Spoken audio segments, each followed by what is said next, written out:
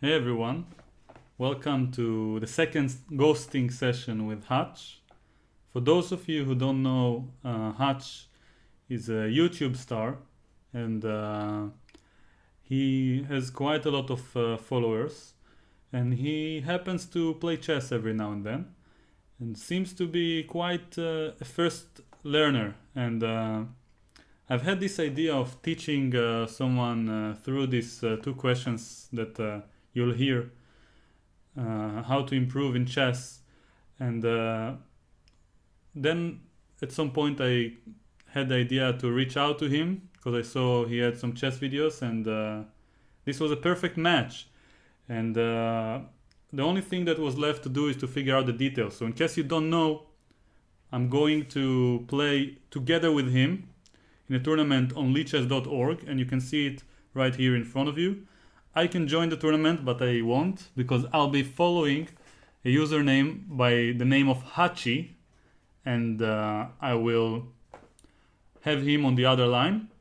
In about 5 minutes or so, he will, you might hear his voice, he will join us, and we'll have a short conversation before the tournament starts. So, for the moment, I want to present the layout a little bit for you guys. And I'll probably mention something that I just now more or less decided to do, inspired by a comment. I wish I remembered the username. I'll say it probably in a different video because I forgot. But it was quite a nice idea. Recently I opened the Patreon page, and I'm going to add a new special tier to the page, and I'm gonna call it Hutch Special. And the point is that once a month, if someone would be interested, I will be giving the same service that I'm giving to Hutch right here. And that means 2 hours of playing like this while streaming live on my channel with whoever is interested to improve. And I'm not completely sure about the number that I'm gonna put next to it, but I have my thoughts. Feel free to suggest in the comments, but I just mentioned that my first instinct was to put it to set it at $300, and believe me, it won't even come close to covering my expenses for the upcoming tournaments, let alone the European individual championship that you can see right above me here. And yeah, I hope the Patreon page will turn out as a success. I'm already overwhelmed by the amount of support that I've received, and I'm very curious to see how it will turn out, how it will develop soon. So a few words about the setup here, just in case you don't know, because it's also new to me. So below my camera you can see 4 different things. I'll just mention the one on the top is the highest donation. The one below was the most recent one. I like to call it a tip, but just wrote the word donation here. Then it's the most recent subscriber. And then it's the amount of subscribers that joined us on this particular session. And it's kind of the first time I'm using it with YouTube, so I have a feeling it won't update automatically as we go along with the stream, but hopefully it will be good enough.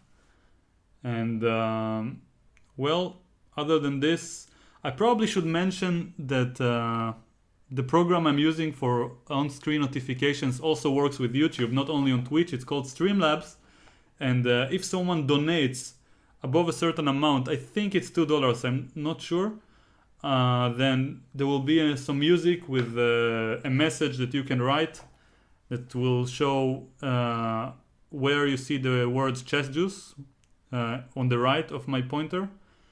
And well, the link to the donation is supposed to be in the description, but I actually forgot to put it there because honestly it wasn't, I really didn't it didn't come to my mind until now that it's actually possible. So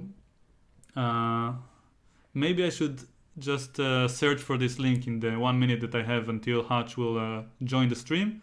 And as you can see, there's like 9 minutes before the tournament starts. I'll just remind everyone, it's 2 hours 10 minutes for the entire game with no increment. Everyone are welcome to join the tournament. I should probably insert the link in the description here as well. Let me see if I can find it. So, should probably check if I can hear. Yeah, it's working. So,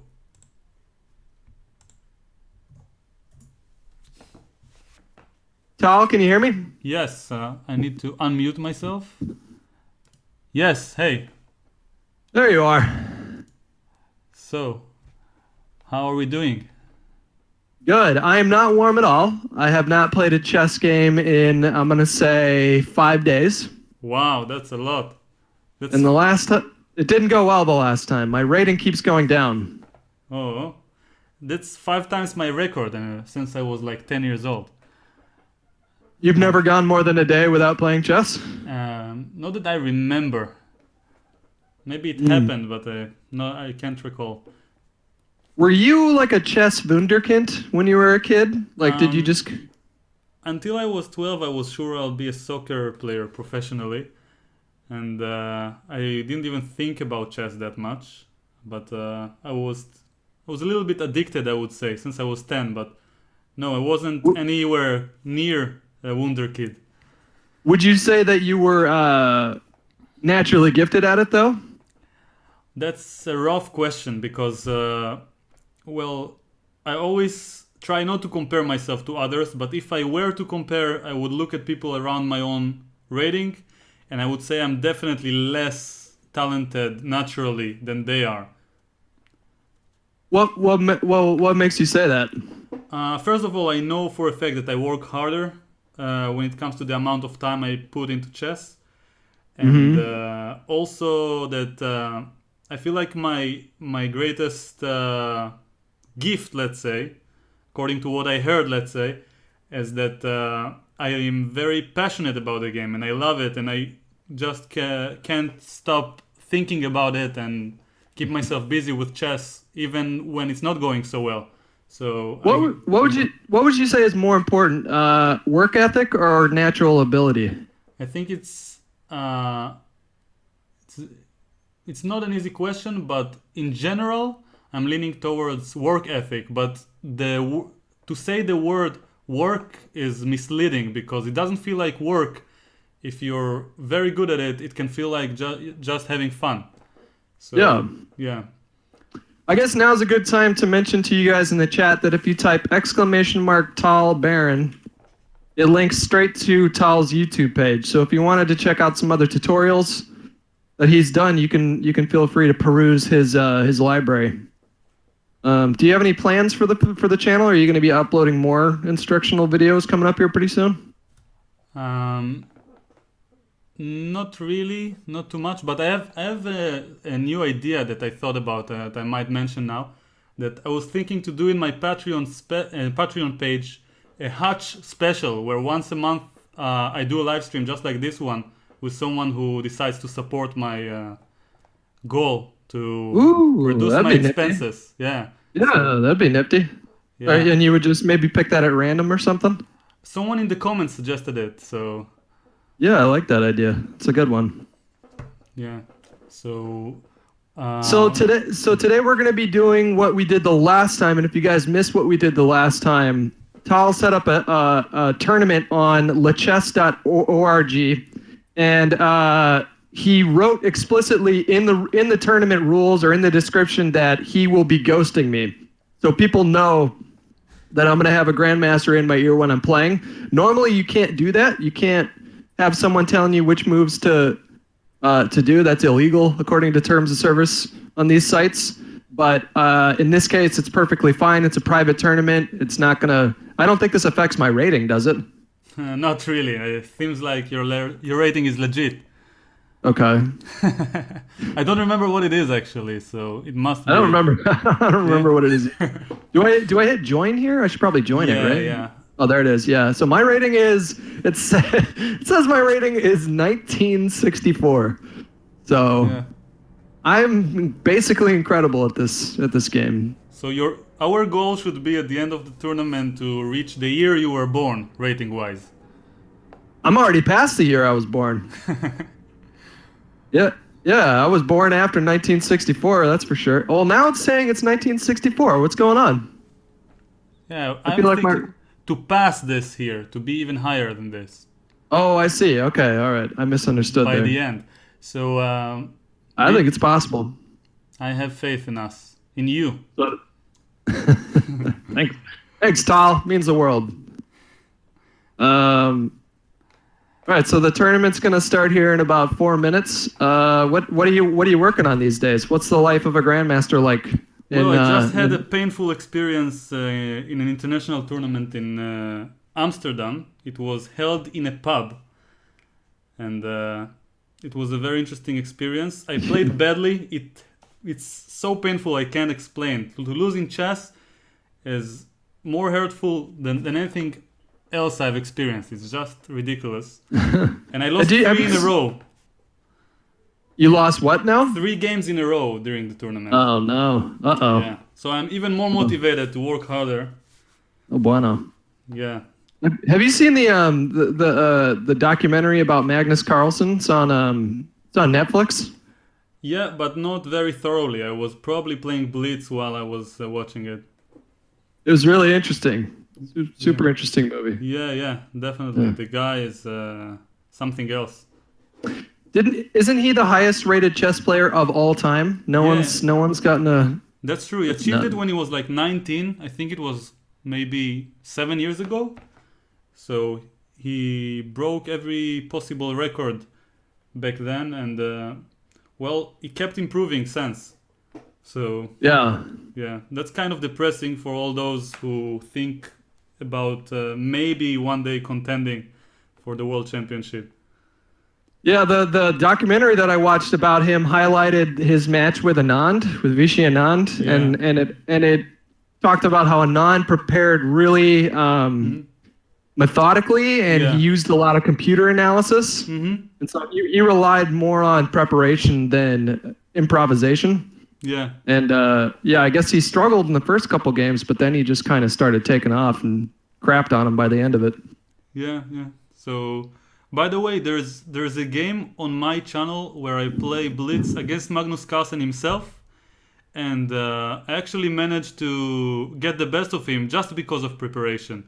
So that's the only way you can get him. There's no other way. You beat Magnus Carlsen in a Blitz game? Yeah, but probably the only reason is because I didn't know it was him. I would have been shaking otherwise. That makes sense. He used an anonymous account, and then like 2 months after the video was already published and had like 50 views, then somehow this same username completely smashed everyone in an online tournament, and he was forced to reveal his name to grab the prize money. And it was Magnus Carlsen. Oh, wow. That's cool. That's a cool story. Yeah.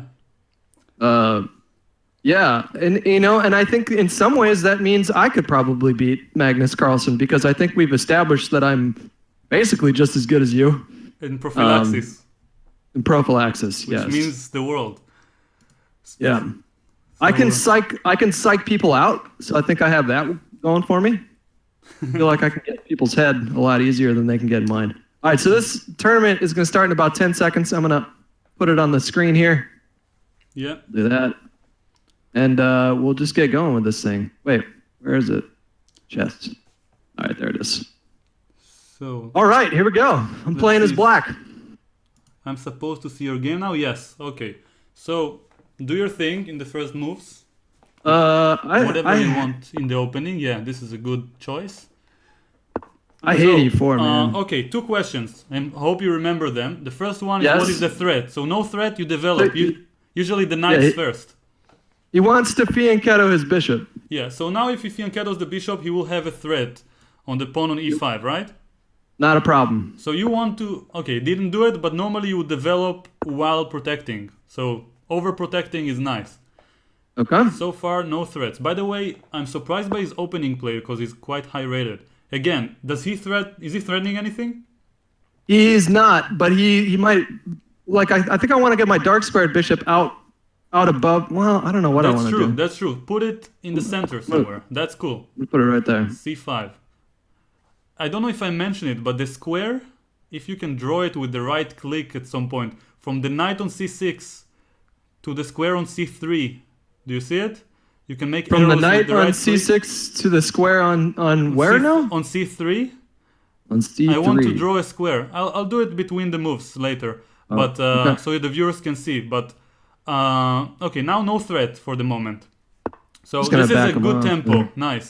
Oh, and he gave up the bish. All right. That's not something you want to do against Hutch. No. No, you don't, Tal. No, you don't. Okay, so now in this particular case, you have no threats, but your queen is out. You have some good development going on.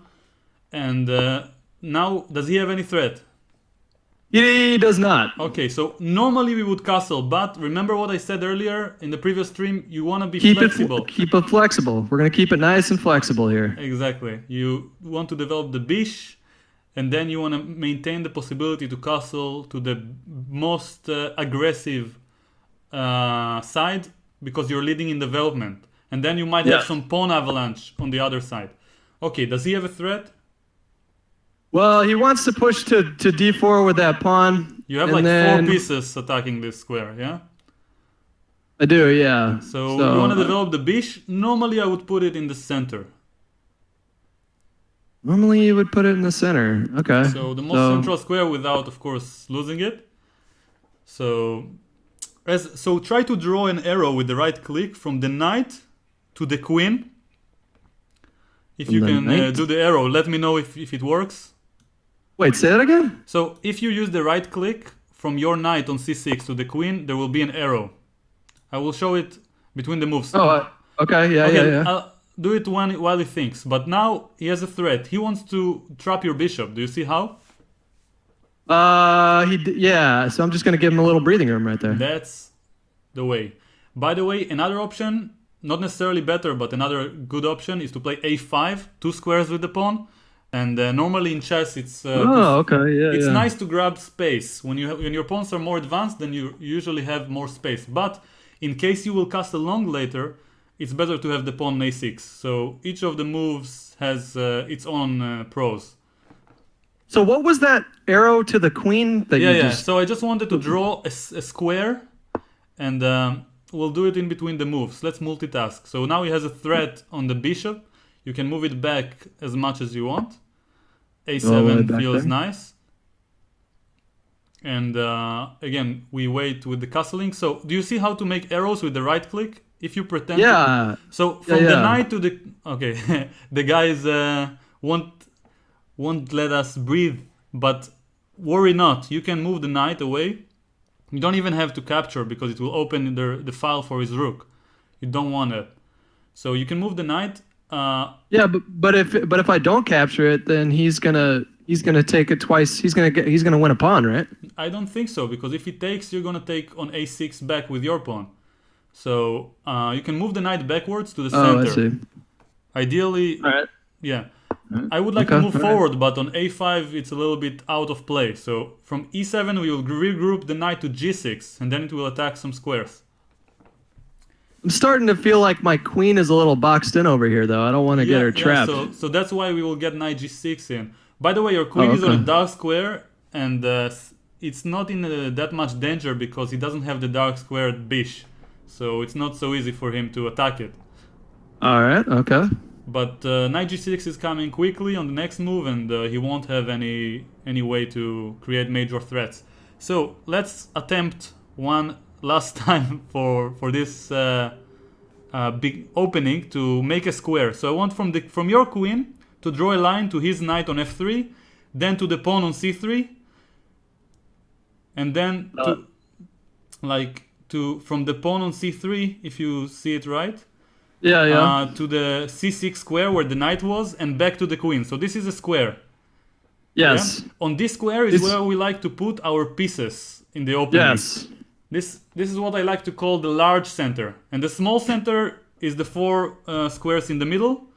And, and this is where you put the pawns usually. So the knights and bishops are usually going to this large square in the opening, ideally. Now, how do you get rid of these arrows once I put them on there? Oh, you can just left click random square. Yeah. Okay, so now is he threatening? Nothing. Yeah. So knight g6. I'm gonna be honest with you. I didn't really know if he was threatening anything. I just made that move. Mm-hmm. So where do I want to I don't want to castle on the queen side. No way. that's correct. And he noticed your threat. By the way, if it was his move, he would like to castle. So, do you have any prophylactic idea that comes to I mind? sure do, Yeah, Tal. baby. I sure do. Prophylaxis in its very, very beast. I'm prophylacting so hard once again here. Yeah. It's just I don't even see what's happening right now. the thing about this strategy or it's this mindset when you prevent these ideas is that not only that it's just good in general, objectively, it's also so frustrating to deal with. Okay, so now he's bringing his queen out. He's not really threatening anything, so I think it's a good time for you to finally castle. For me to finally castle. Exactly. Yeah. And I was thinking about how can I. All right, never mind. You can say it while you're thinking. If I can open up the A file and then hit him with the check with that bish with the bish. This is a great tactical idea, and the only reason it doesn't work is that king takes will open just capture, and he can just capture with the queen there. No, even if he captures with the pawn, the king takes f2 will open the rook on h1 to protect the other rook. That's right. I got you. But I totally missed this idea, so it's not such a... Keep it in mind for later, because at some point he will play bishop f1 and then it will become feasible. But now he has a threat, right? He does, yeah. I don't know how to really take care of that. Okay, so I have one idea. It's a little bit sophisticated, but I think it should make sense. You don't want to move backwards. So what I would normally do is to simply play the bishop 1 or 2 squares up, probably 1 square up, and then you have a threat of a takes b5 because of the pin. It's a little bit deep, but the basic idea is the same, like we usually do. You want to... What happens if he just pushes the pawn on a5? Then you still take because the pin is still there. On the A file. You take the pawn almost against any one of his moves. It's not necessarily the best move, but I feel like... Okay. All right. Okay. I got you. It's not essential, but I just want to move forward instead of protecting the pawn passively. So see, now when you're thinking about what the game's gonna look like, or when you're in the middle of a game, do you let just sort of guiding principles guide your thought process, or do you always have something specific in mind? In other words, usually intuition. Do you say to yourself, I know that if I put this bishop or this knight on this one square, so here I just take it, right? Take the pawn, yeah, exactly. Now there's a pin. And I'm attacking a pawn. So what was the question again? So I guess the question would be, do you kind of say to yourself, well... Oh, by the way, you can trap the queen probably. If you are very careful, you can trap his queen in one move. But tell me what's the move before you do it. C6. Do you see any squares for his queen? No. Me neither. Well, look at that. Would you look at that? So I guess my thought was like, sometimes you'll watch a grandmaster put a knight somewhere or a bishop somewhere. A lot of the times I'm wondering if it's just they have faith that that's a good square and it'll work out later on, or do they have something specific in mind? Like they're thinking like 14 moves ahead. Oh, look at that. We won the first game. Not bad. Tal, you son of a bitch, Tal. Thank you so much for your guidance. Happy birthday. Happy birthday, he says. All right, we're doing great. My rating, I think, is above the year I was born now. Yeah, exactly. Actually, it's almost at the year we are. So I am rated 2016. That is such a lie. Almost a futuristic rating. So let's see. Oh dear. Let me thank my people real quick. I gotta say thanks. Sure. So while he can't hear me, I assume, I'm going to... I hope he makes a move because otherwise he will be screwed. Okay, I'll tell him really quickly. You have to make a move in the first 20 seconds, otherwise you lose. All right, my turn. Make Here a we go. move Let's go. quickly, otherwise you lose. 20 I- seconds for the first move is the rule here. But not the second. Really? Just the first one. Okay, now no need to rush. No need to rush anymore. Okay, so far so good. You want to develop the knight, right? I do. Okay, so there's no reason to avoid it. So why don't? But all right. So We you don't want think to knight? capture. We don't want to capture. We want to So maintain the tension. But I don't want to push to d5 here. Not necessarily. You can, but I'll do it later only. All right. Because for the moment, he doesn't really want to take. The one who releases the tension usually gives up something. So, for example, if you were to push to d5 now, it was a better version. But first, you can still develop. So either bishop here or bishop e3, both are completely fine. Okay. And, all right. Yeah, and I don't see any direct threat. And once again, I think bishop e3 is a generally good square for the bishop. It's in the center, like we discussed earlier. All right. Okay. Back to your all right. question, by the way, from the previous game. So for me, and I think for most players above a certain level, not necessarily grandmaster, even when you're 2100 rating, it's like mostly intuition plus a little bit of questions that come to your mind. Yeah, it kind of taps into that pattern recognition part of your brain, you know, where your brain is recognizing the patterns before you even you're even consciously aware of it. Exactly. That can happen to you even if you're a casual chess player. That happened to me when I was playing lots of chess in coffee shops. I would just instinctually kind of, you know. All right, so what's wrong with this move here, right? Is that I like the way you're asking it. It's brilliant. Like to make the move and then ask what's wrong with it. that's my life philosophy, Tal. Come on. That makes sense. That's the only way to learn, right? Make, you know what I'm gonna do here? Little prophylaxis.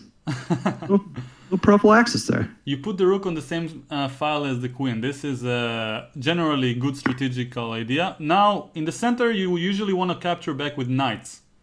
This is because the bishop is as good as it is on both squares, but the knight, when it's more centralized, then it's considered to be stronger. So, but he's gonna grab my. He's gonna grab that pawn though if I do that. He's gonna grab my e pawn. So the like e pawn was protected all along. It's not under any new attack. So but knight takes. So knight f3 takes d4, d4, and then he would take maybe my bishop with his bishop. Yeah, and then you take with the d4 knight backwards. But I will explain. And it's okay. All right, go ahead. I'll explain later what happened after you do it. But for the moment, this is good for you, and the reason is a philosophical reason. He's the one who released the tension. Yeah. By the way, he's attacking your queen and the pawn on e4. There's only one move to protect both, without losing material. I hope you see it. Yeah. I do see it. And if he takes, you can pre-move, by the way, knight from d4 taking e2. Because a recapture is a safe pre-move. Yeah? Knight d4 takes e2.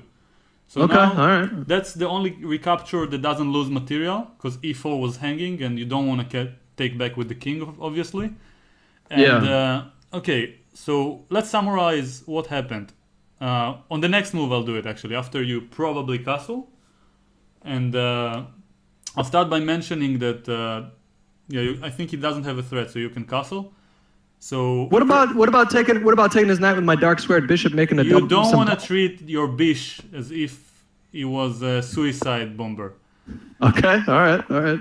I mean, it's okay. It's okay to do such moves to ruin his pawn structure and so on, but this bishop is important. So now the only piece you didn't develop can move to an open file. That's perfect. Yeah. My F rook over on the D file. Exactly.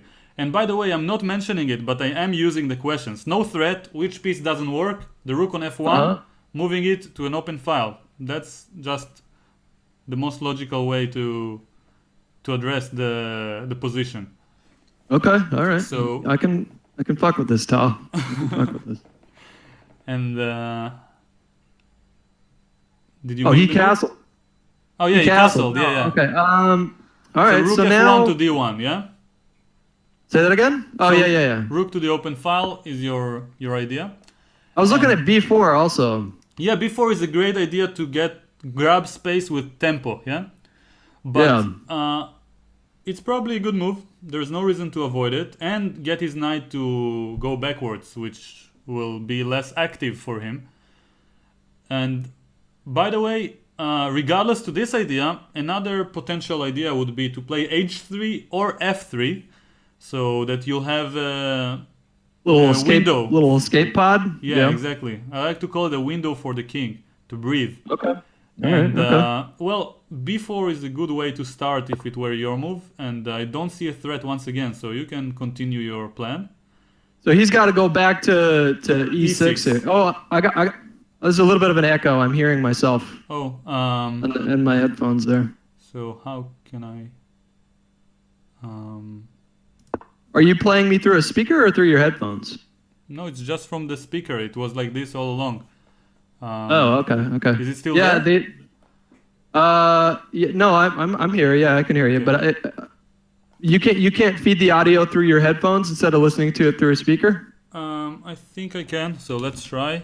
But then I'm not sure if my viewers will hear it. So. I see. Let's try this once for a minute or two, and then see if it works itself out. It doesn't have a threat. You can continue with making a window for your king somehow. I'm gonna do it this way.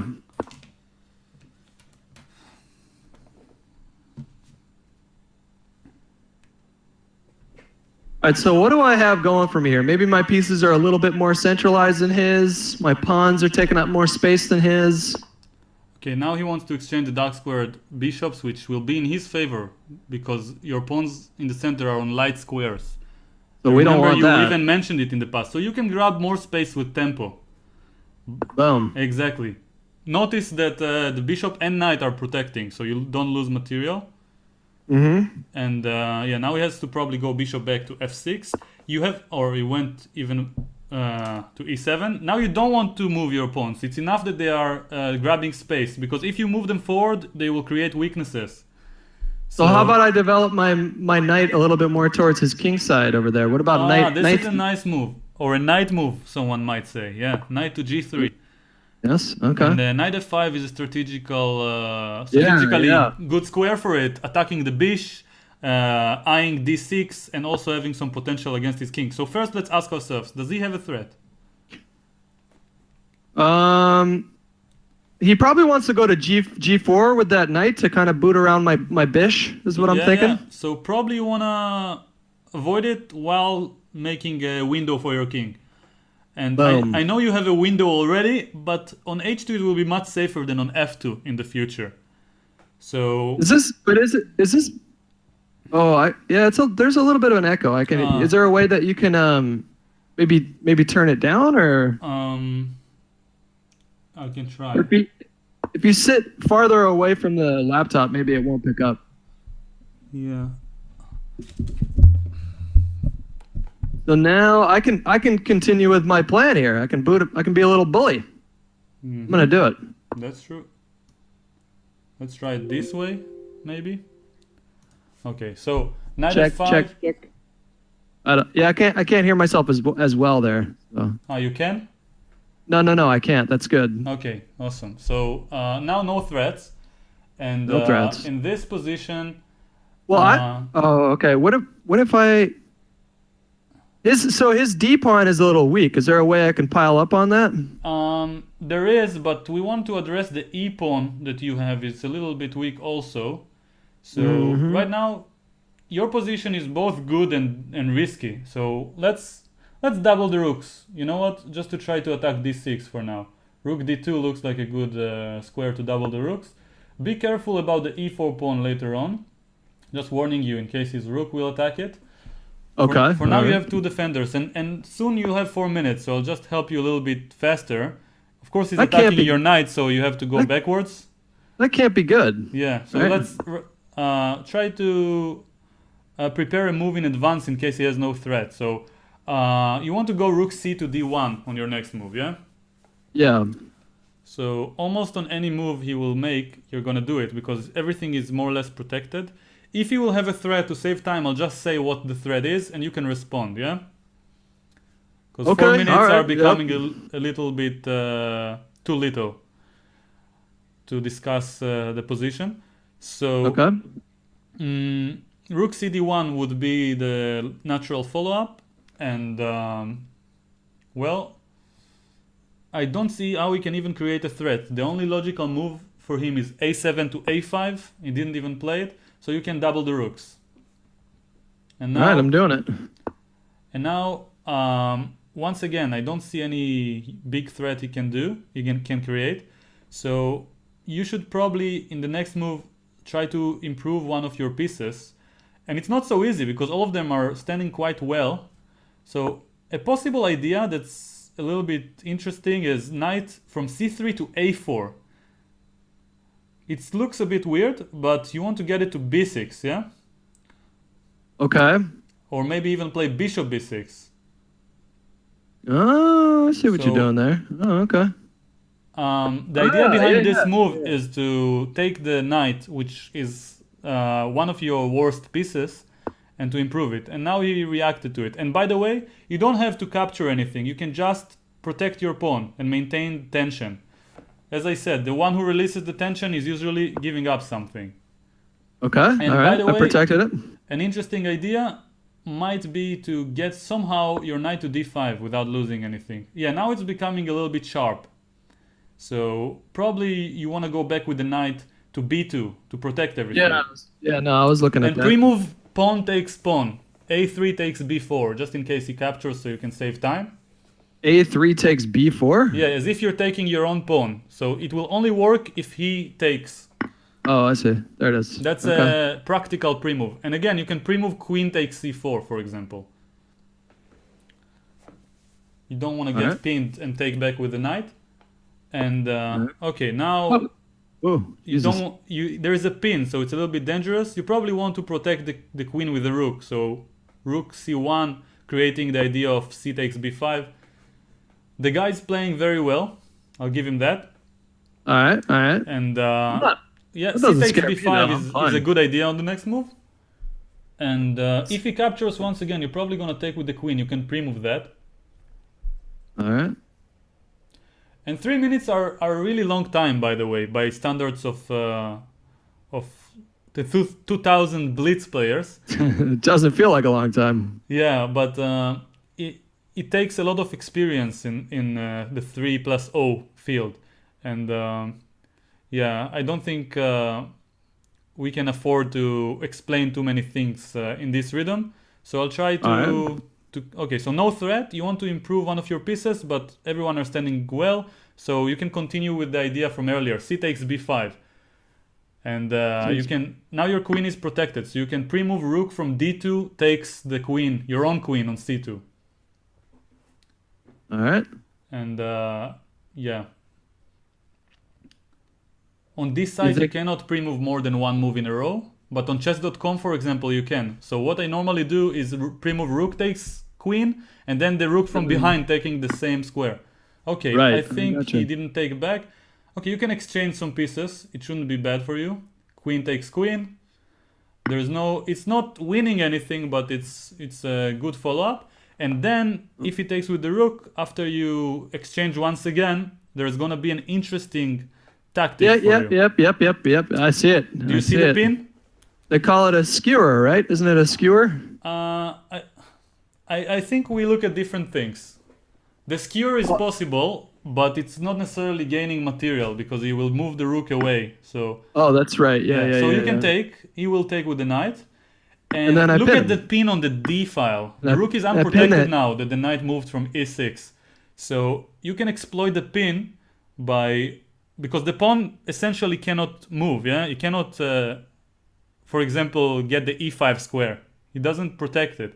So technically, if the pawn wasn't there, you could have played e5. It would have been a really good move.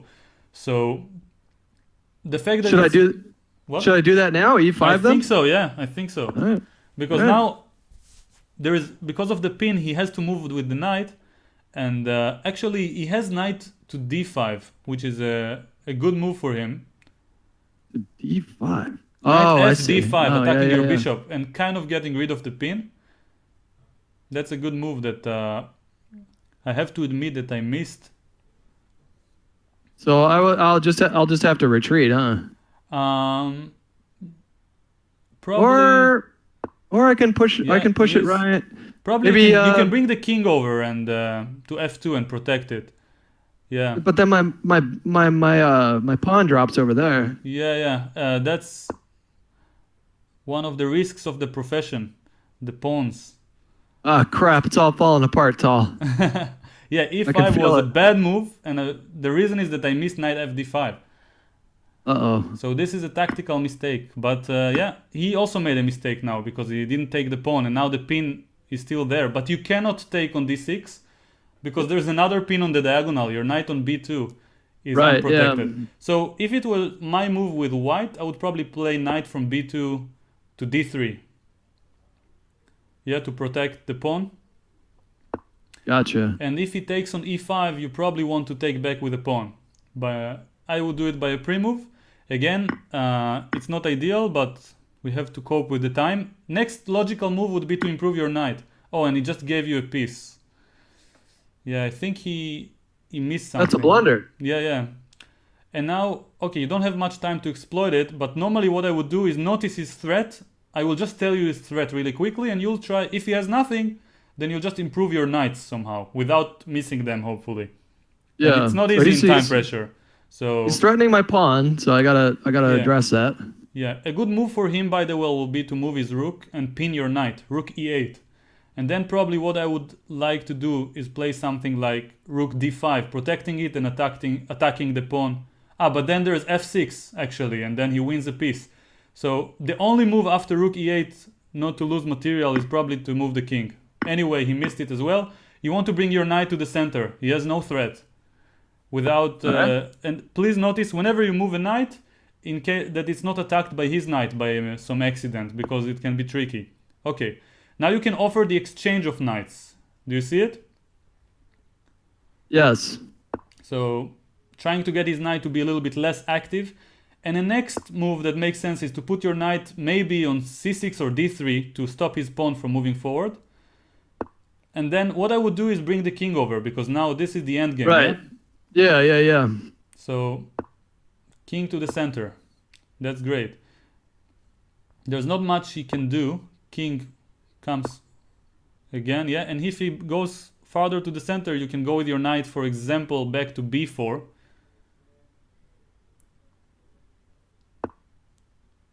Also to d4. I mean, both are fine. Knight d4, b4. Yeah, just notice his moves. It's not an easy task to win in this time control. We will probably win by time if we play well. So now you can bring the king. Nice. Good.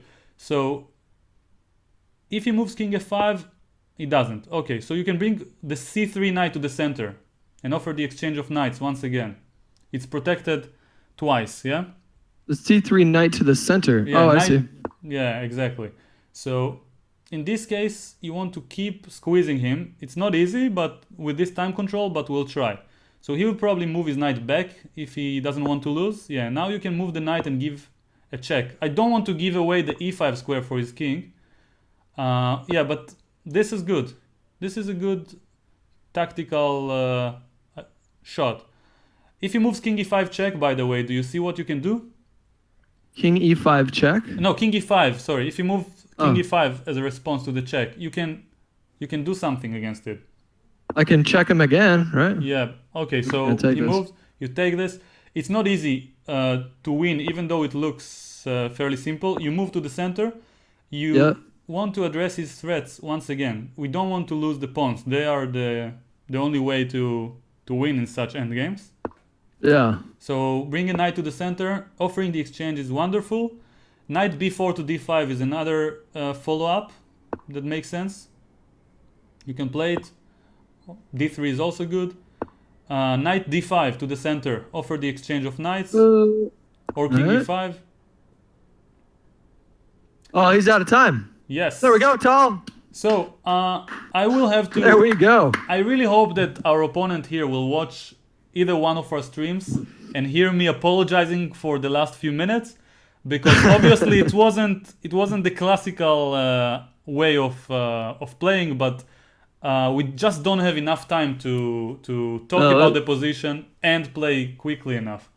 So That got a little hairy. Yeah, that got a little hairy. yeah. So Guys, once again, if you want to check out Tal's channel, you just type Tal Baron in the chat, !Tal Baron. You can check out his YouTube channel there. What is your the Twitch that you're on right now is called Chess Juice, right? yeah. Okay. Yeah, that's the name of my Twitch channel. And twitch.tv/Chess Juice. Yes. There's his Twitch. Yeah. Let me call out a few people that donated and stuff. 1 second Sure. here. But if you get a game, make the first move at least, okay? I'm not sure if you heard me, but it doesn't take too long. I don't see a game starting. And as I mentioned at the beginning of my stream, I wasn't responsible enough to put all the links out there. So let's see if I can... So there's no issue with my internet? No, I can hear you. Okay. So Do you have the board open again or no? yeah, did you start the game? Now it just started. Okay, so I see it, yeah. Okay, great. So he didn't play yet. By the way, as I mentioned, if he doesn't play for the first 20 seconds, then they lose automatically. Easy peasy. Yeah. So there it goes. That's the classical first move. You want to occupy the 4 squares at the center with pawns. This right here. Mm-hmm. And to a lesser extent, these over here. Oh, all right. Mm-hmm. Put that there. Exactly. IMD says, I love how this Tal is helping you fly, you little baby bird. Okay, no threats you can develop, but normally, I don't know if you know any theory here or not, but the usual move here is a6 to attack the bishop first. Okay. And well, I don't want to go into too many details, but this addition is considered to be good for black, and now you develop farther. You move the knight first, and then everything else is taking place. So Knight to e2? Knight Or to e7? to f6 normally. Oh, okay. Yeah, All right. you just attack a pawn, but if he castles, you probably don't take it. You don't want to waste time moving the same piece twice, because then you'll have some potential for initiative. So all right. So I'm gonna get my bishop. Okay. All right. to get your bish out. But once again, there are some nuances here. So if you get it to c5, it might be a little bit annoying, because it gets c3 and d4 to hit your bishop. So just because of concrete reasons, we put the bishop on e7 in this particular case. Interesting. All right. And by the way, yeah, okay, so now you can... now he's threatening to take your pawn on e5, so you defended it, that's good. And normally... I just made an impulsive move. Was that the right move? It was the right move, but yeah. Had you castled impulsively, then you would lose a pawn, yeah? Because then bishop takes e6 and knight takes e5. Okay. So now you can castle probably. What about pinning his knight over there with my light squared but dish? we normally want to be a little bit more flexible. I'll explain later. But the main reason is that now that he put his pawn here on d4, now pinning the knight is a little bit more powerful, but not by much, because he can take your knight. So just for concrete reasons, I would probably get rid of his bishop on a4 first and then pin the knight. So it sounds a bit complicated, but you see what I mean. Sure, yeah. Otherwise, tactically, after bishop g4, he takes on c6, exchanges the pawns, exchanges the queen, and he can take a pawn at the end. So it's a little bit complicated, but he can just start grabbing many pieces, and at the end, it's supposed to be good for him. So again, tactics are part of the game, and well, the strategy is all the same, but you just have to notice the threats, even if they're a little bit more complicated. So now, no threats. You can continue. Now our pin, we can hit him with that pin. Exactly. And by the way, you cannot play bishop e6, which is the usual way to put it on the center, because of the fork on d5 with the pawn. So bishop g4 was the best square for the bishop. Okay. Right. Now I will tell you an idea for a logical move here. I want to gobble that pawn up. What I want to do. This is what I wanted to say. Right. If you don't, if you take it, he has a nasty trap. Bishop d5 attacking both knights at the same time. So this is one of the ideas here. And now you have different options that are all making sense, but let's just go with the most logical one that I can think of is pawn takes pawn. And I know what I said earlier about breaking the tension in the center, but in this particular case, if you take his pawn on d4, then you have a specific idea, which is to get with your pawn to d5. So d6 to d5, and then you're creating some tension in the center. So once again, you cannot take his pawn on e4 because of the trap, bishop d5. So I would play pawn from d6 to d5, and well, you have a lot of threats, and if he captures after knight takes pawn, you will have an isolated pawn. He has a threat, you move the knight to the center. I sure do. This is a very dynamic opening, as you can probably see. Yeah, it's getting kind of, this is already totally beyond my comprehension, my opening comprehension here. So let's just follow the guidelines, general guidelines. All right. So if he has a threat, we will react. So now he wants to take your bishop, you move one square backwards, right? Yeah. While maintaining the pin. We because if he gets g4, it will only open his king. Right, yeah. No, we like that pin. That's a really annoying pin. He can, ooh, all right, he went there. Yeah. All right.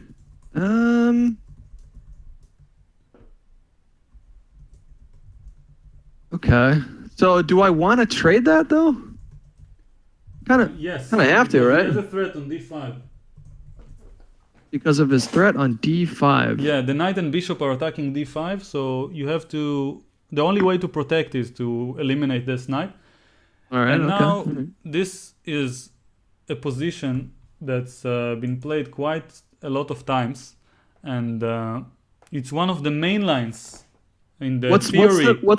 What's the name of this opening? It's called the Rui Lopez, or or the Spanish opening, because that was like the first opening I ever it's probably the most famous opening in chess, right? Exactly. That I am aware of. Yeah. So let me tell you about the move that I'm looking at. I'm looking to develop my queen. She's not really doing much. What I was about to say. Just develop the queen. About queen d2. That looks like a nice spot for her, right? Queen d7. Yeah. d7. I mean, yeah. All right.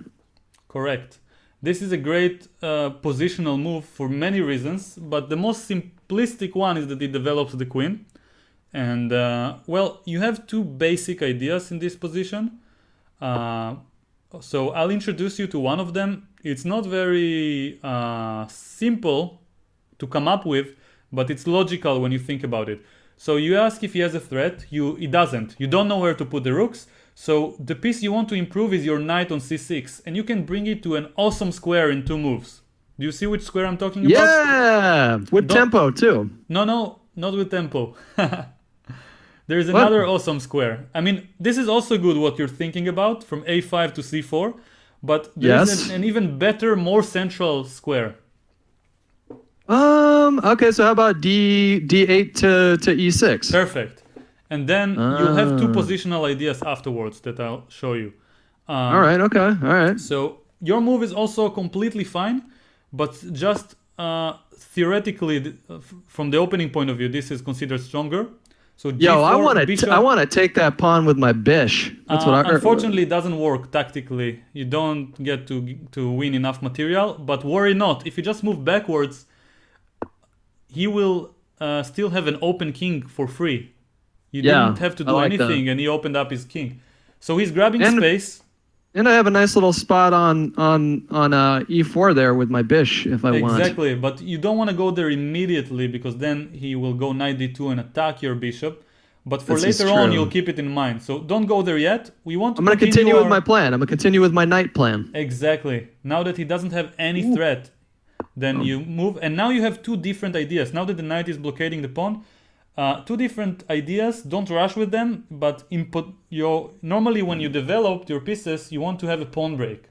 So you have 2 options here. One is the f pawn, either f6 or f5 to open the f file. Yeah. And another one is to play c5 and open the c file. So in this case, first let's ask ourselves: does he have a threat? Well, he's attacking my bishop, but that would help me because I want to open up that F file. Exactly. So maybe I want to just let him do that. So for now, you don't want to do anything special. What I would normally do is develop my rook from A8. But it's a tricky question. All the squares from C8 to E8 are probably equally plausible and hard to judge. So if you just pick one, I'm gonna say C8. Yeah, just pick one. It's okay because maybe you'll have C5 later on and open that file for the rook. But the key is that he doesn't have any particularly useful moves, and he helped you. You see, he was under pressure. So now you take with the pawn. Normally they take towards the center, but you rightly judged the F file is good. And now what we do, because we have an open file, we can just double the rook on this file. There is no reason to avoid it. And now the rook on C8 is fulfilled his task by waiting. Okay, all right. Had the Zen job right there. So yeah, that's a concept that's worth telling sort of newcomers when it comes to chess, is the concept of a waiting move. Yeah, that's very complicated. By the way, we don't have too much time, so let's improve one of our pieces. It doesn't have a threat. You can bring the knight farther to, not really to the center, but you see what I mean. Move forward with the knight in a way that will put more pressure. Exactly. And well, we will have to respond to his threats, and on the next game when we'll have more time, we'll discuss waiting moves a little bit. Okay, so no idea what he wants. I'm gonna just make a window for the king.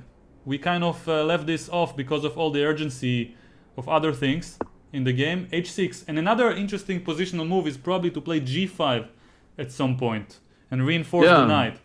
Oh yeah, I like that. So he doesn't have a threat yet. I'm gonna do it right now. Yeah, and now I don't see any. Now his rook sucks. His rook isn't. Yeah. Okay. Oh, there Once you go. again, it doesn't have a threat. What you can do is probably to improve one of your pieces. I would go with my queen somewhere. E6 or C6 doesn't matter that much. So this is kind of another example of one of those waiting moves. Exactly. I just want to make a useful move because it doesn't have any serious threat. So he takes. You see, he breaks under the pressure once again. Rook takes is a good move. Another alternative is to take with the pawn, but I would like to keep the file open. Now you have to go backwards all the way. There's no choice. Everything is protected on his camp. And, well, it's not an easy position, that's for sure. I would probably play C6 on the next move. Another example that's what I was looking at. That's what I was looking at, yeah. Just stabilizing everything in the center. And, C6. And A takes B5 as a pre-move, yeah? Towards the center. So you take your own pawn in a way. As I mentioned, it's a safe pre-move because it only works if he makes that move. Okay, now we can probably move our king with another waiting move. Nothing really happens so far. King H7 or H8, both are fine. And so he doesn't do much. So what we can do is probably get the queen to G6, for example. I don't have any specific idea in mind quite yet. I'm just trusting my intuition, yeah? All right. So I trust your intuition as well, my friend. Okay, now he's once again breaking the tension. So rook f6 is the only move not to lose the rook. He probably rook f6. No, but he can fork me. Okay, all right. Okay, I see. So f6. You will probably go knight e5 and attack your queen, and you only have one square, but it's enough. So that's a nasty move. I don't like that move.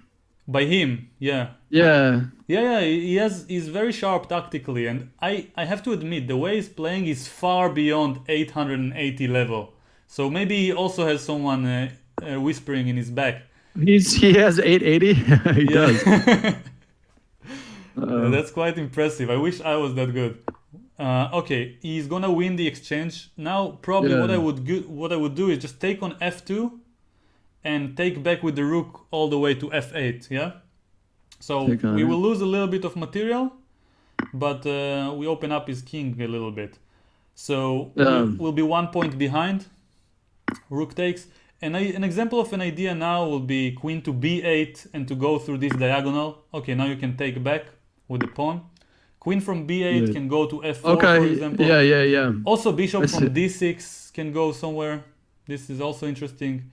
I like queen b8 because it also doesn't allow him to penetrate on the a file. Yeah. So you don't have any threats, but his king is a little bit open. I We don't want want to to exchange. exchange. So probably bishop f6 might be a good idea to prevent exchange. And if he gives a check, you go king h8 probably. Yeah. And on the next move, probably rook e8 to attack the pawn on e6. It's a little bit dangerous. Yeah, that's what I was looking at too. Yeah, the guy's completely a master of the game, I have to admit. And well, Maybe he's using a computer. I don't think so. I don't think so because he played decent moves, but he didn't. He was worse at some point, and computer wouldn't have allowed it. So yeah, rook e8 attacking e6. Exactly. Now you can attack it farther. Amazing. Bishop d8, bishop c7 is a great idea to have a battery. Yeah. I see that. So it sounds like I'm just careful is attacking your rook. You cannot take the pawn. You have to go with the rook probably to f8 because tactically he will mate you with the other rook if you let him, yeah? If you take on e6, rook a8 will be mate. The guy Pressure's is awesome. There's the pressure's on. I can't do this. Okay, so probably you should go queen f4 and attack his rook. That's the only chance I can see, but yeah. To deal with his idea, which we're trying to sneak some perpetual check maybe. Yeah, maybe I can get a draw out of this. That'd be nice. Yeah, if we're lucky. I mean, Nick 17 is awesome. So fucking Nick. Oh my god, this is a great move. Okay, probably you have to go rook a8. You don't have a choice. Yeah, that's what I'm doing. Yeah. Yeah, and I have a feeling that he's starting to drift a little bit. Even though if he finds the right moves, he probably still is okay. But yeah, that's the right move. So I feel like he has some huge threats coming your way. E7. Shit. Yeah, the guy is something else. So probably there's not much to be done against it. I don't have any particularly wise suggestion, but let me think for a moment. I mean, the guy is completely outplaying us. So I guess some people, it had to come sooner or later. So well, there's like, I can't do anything, Tal. Yeah, me neither. That's one of the risks of the job. So let's try to, I don't know, retreat somehow. Go with the queen to d6 maybe. I don't know. There's no way to defend from his threats. He can go e7 and there's basically nothing to be done against his threats. So yeah, I'm gonna hit him with the hot resign. Wow, the guy was completely amazing. Nick is incredible. That's what I have to say about Nick. Awesome is just incredible. Yeah, but you know what? Now he gave us a new mission to re-establish ourselves as with our futuristic rating. Like a phoenix from the ashes here. Exactly. Can we? Well, I have some people requesting that we analyze that, but we don't really have time because we're in the middle of a tournament here. Yeah, not a lot of time. I mean, if you feel like it, maybe after a tournament ends, but I mean, it depends on the I'm gonna have to get some. I'm gonna have to get some lunch shortly after this tournament ends. So, speaking of which, I'm gonna order some food. So real quick. So once again, you guys can type ! Tal Baron in the chat, and that'll give you a link to Tal's YouTube if you want to check out some of his other tutorials. And let me get something from DoorDash. Where the fuck is it? There it is. All right, so we're gonna do that. Okay, so we're gonna. So now we're gonna do this. Let's develop. Okay, this is the Budapest Gambit. It's a well-known theoretical line. If you want to have an advantage with white, you have to accept it. So I'm always up for a challenge, but we have to avoid being too greedy. So we are not gonna maintain the pawn up. We're just gonna develop. So what's the logical move that you can think of here? Exactly. And he's probably gonna play bishop c5 attacking f2. And now what you want to do is protect while developing, yeah? So you can just develop a pawn. Exactly. Yep. And Okay, normally alright. what they do now is play knight c6, and I don't try to defend this pawn. I just go bishop e2 and castle. All right. Okay. So, yeah. It's gonna do it. And what we can summarize in this opening is that, of course, black didn't risk much, but he did move his knight 3 times. So now you can castle, you can develop the knight first if you want. I'm a castle. Yeah, and well, normally they also castle. I like taking the knight there. I mean, it doesn't make any big difference because he can force the same situation. So I just take on e5. I'm gonna go my own way here, Tal. Okay, no I'm gonna problem. go my own way. Yeah, We're gonna make this interesting. yeah, the boy is definitely growing up. So what I meant by he can force the same, he can take your knight and then bring the other knight to e5 and essentially force your bishop back and get the same position. So technically, okay, I'm not sure he will do it. Now you want to develop your dark squared bish to the long diagonal. On the long diagonal. All right, let's do it. How do you do it? We're gonna do that. Exactly. Okay.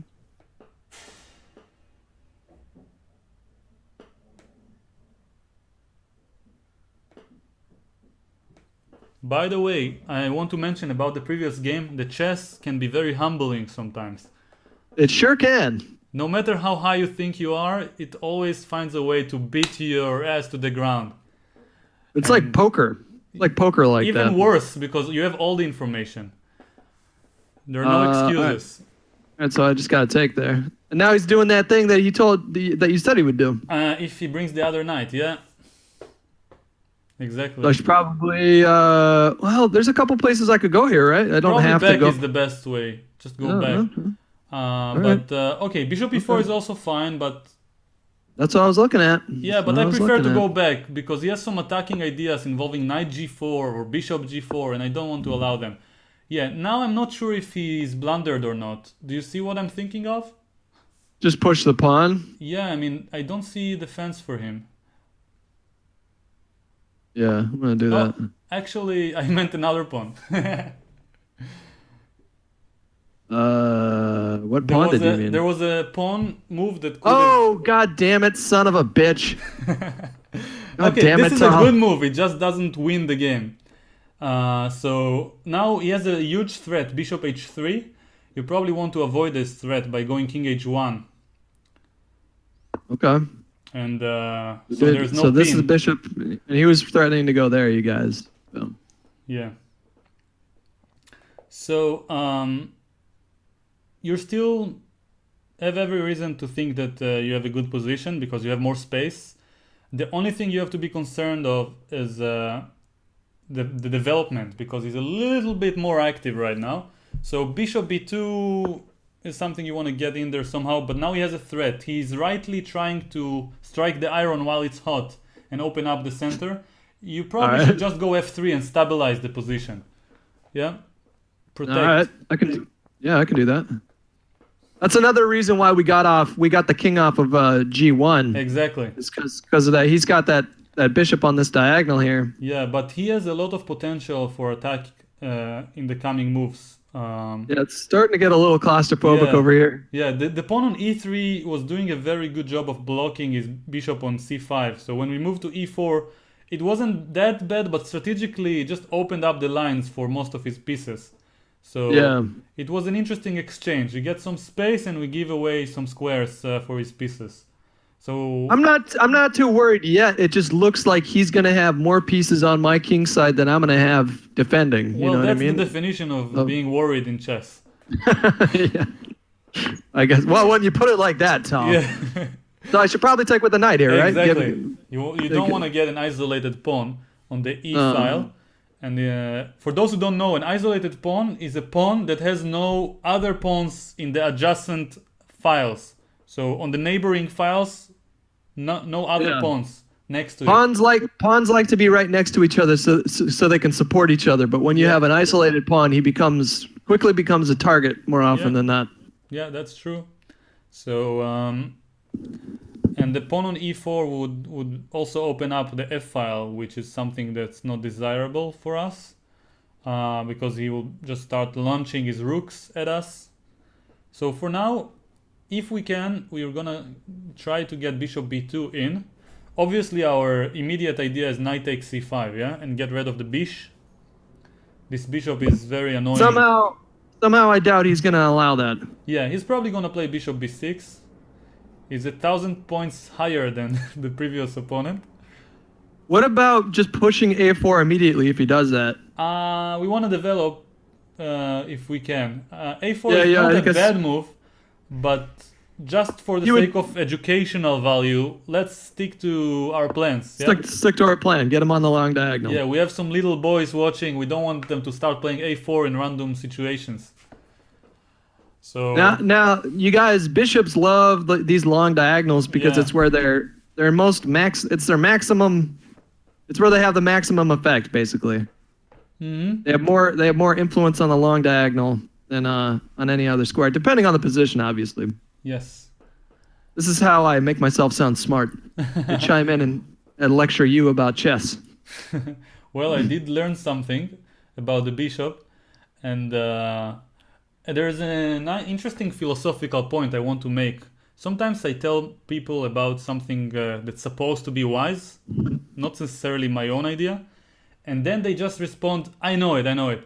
And some things are worth repeating. So he's threatening your knight on e4. You want to go with the knight with tempo. So do you think of a square that you can attack some piece with tempo? I sure do. Mm-hmm. And it's also closer to your king. By the way, there is a funky idea for him that I don't know if it works, but if it were, it would have been amazing. It's queen takes g3, followed by rook f6, trying to get rook h6 mate. Okay. Yeah, that would be a little funky, huh? Yeah, but I think we have some idea for defense, but I mean, I see at least one. So, as I was saying earlier, repeating things that you already know that might be wise is not a waste of time. Just like I repeat the questions. Especially not in chess, too, because repetition is so important in chess. And there it is. He's doing it. Okay. He's going for it. Okay, you have to take the queen. You have to take it. Okay, now be careful. The only slight threat he has is mate on h6. It's not such a big deal. Not a big deal. But I'm not going to tell you the defensive move. I'm not going to tell you, but I want you to figure out. What? Bish to d4. Exactly. Boom! That's the defense that he missed. And you just gave me your queen, you idiot. Exactly. That's not a way to treat a lady. Now, at this point, he's probably going, God damn it. Yeah, that was like, cool. Like in the previous video. He's like, God damn it, Tal. Yeah. That happened a few times in the last video, too. Yeah. He's just going for it anyways. He's just going to soldier on. Yeah. He wants to sink with the boat. Yeah. No, I respect the aggression. I would have made a move like that. Yeah. Now I should just fucking take, right? Exactly. Yeah. And now we want to be technical. We don't want to rush.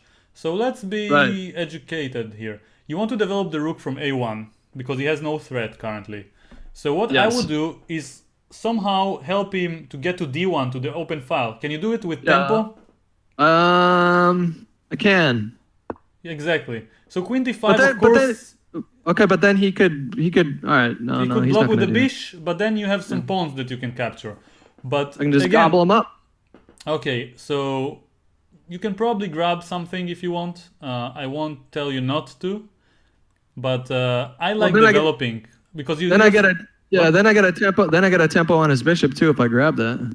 Yeah, so this is an interesting idea that we're just demonstrating here. You can grab pawns. And many people like to refer to themselves as pawn grabbers, but that's not the point of the game. You want to bring all your pieces to active squares as fast as possible, so you can get the king. And the pawns are not going anywhere. I mean, if he's gonna force you, if he's gonna really insist, you're gonna grab one of them. Yeah, there's a saying in chess, and it's monkey c check, monkey take check, and I guess the same could be said for gobbling up pawns. What if I push my f pawn right now? Because he can't take, because if he takes, then I take his bishop. Well, technically now I would grab the pawn, but not for the reason most people will think. And he resigned. Okay. So I would have taken on b7 with the idea to bring the other rook to d7. So we can double it on the 7th rank. Okay, all right. Then, yeah, this would have been crushing. So... We're playing well, Tal. We're playing well. Yeah. I mean, I feel like I'm recovering, yeah? That's my A little mindset bit, yeah, right now. from our loss. Yeah, definitely. Yeah. That's part of the things that I can't understand about the human nature. Like, I can win 10 games in a row, one loss, that's all I remember for the rest of the day. I got you. So I'm gonna do this one. That's a good move. Okay, so people like gambits on this website. And I like to take what they are giving me. Tal, I'm calling out my people real quick. 1 second. Sure. Okay, so let's see if I can fix the link.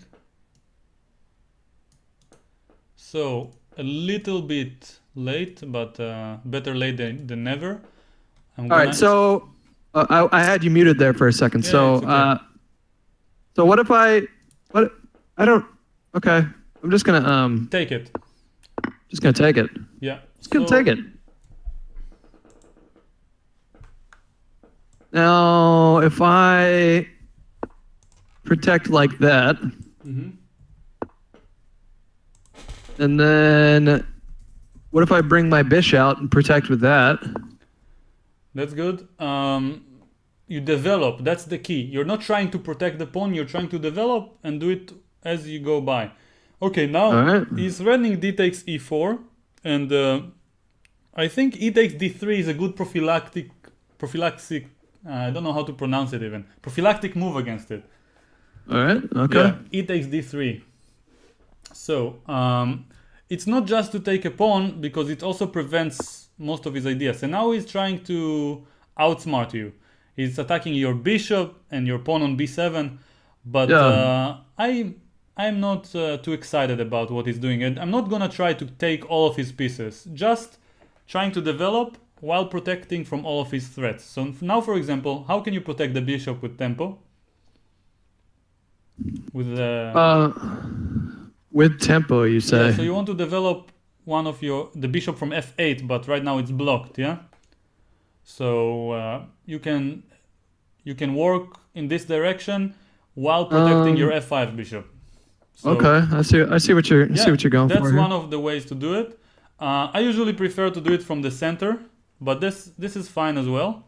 So now he's attacking your rook. Once again, you can develop while protecting from this threat. And well, it's kind of crucial in some cases in chess to develop from the center, because now, for example, you would have had bishop d6 followed by castles. So now we don't really have a choice. We have to go rook c8. It's not the end of the world, but yeah, we are forced to respond to his threat.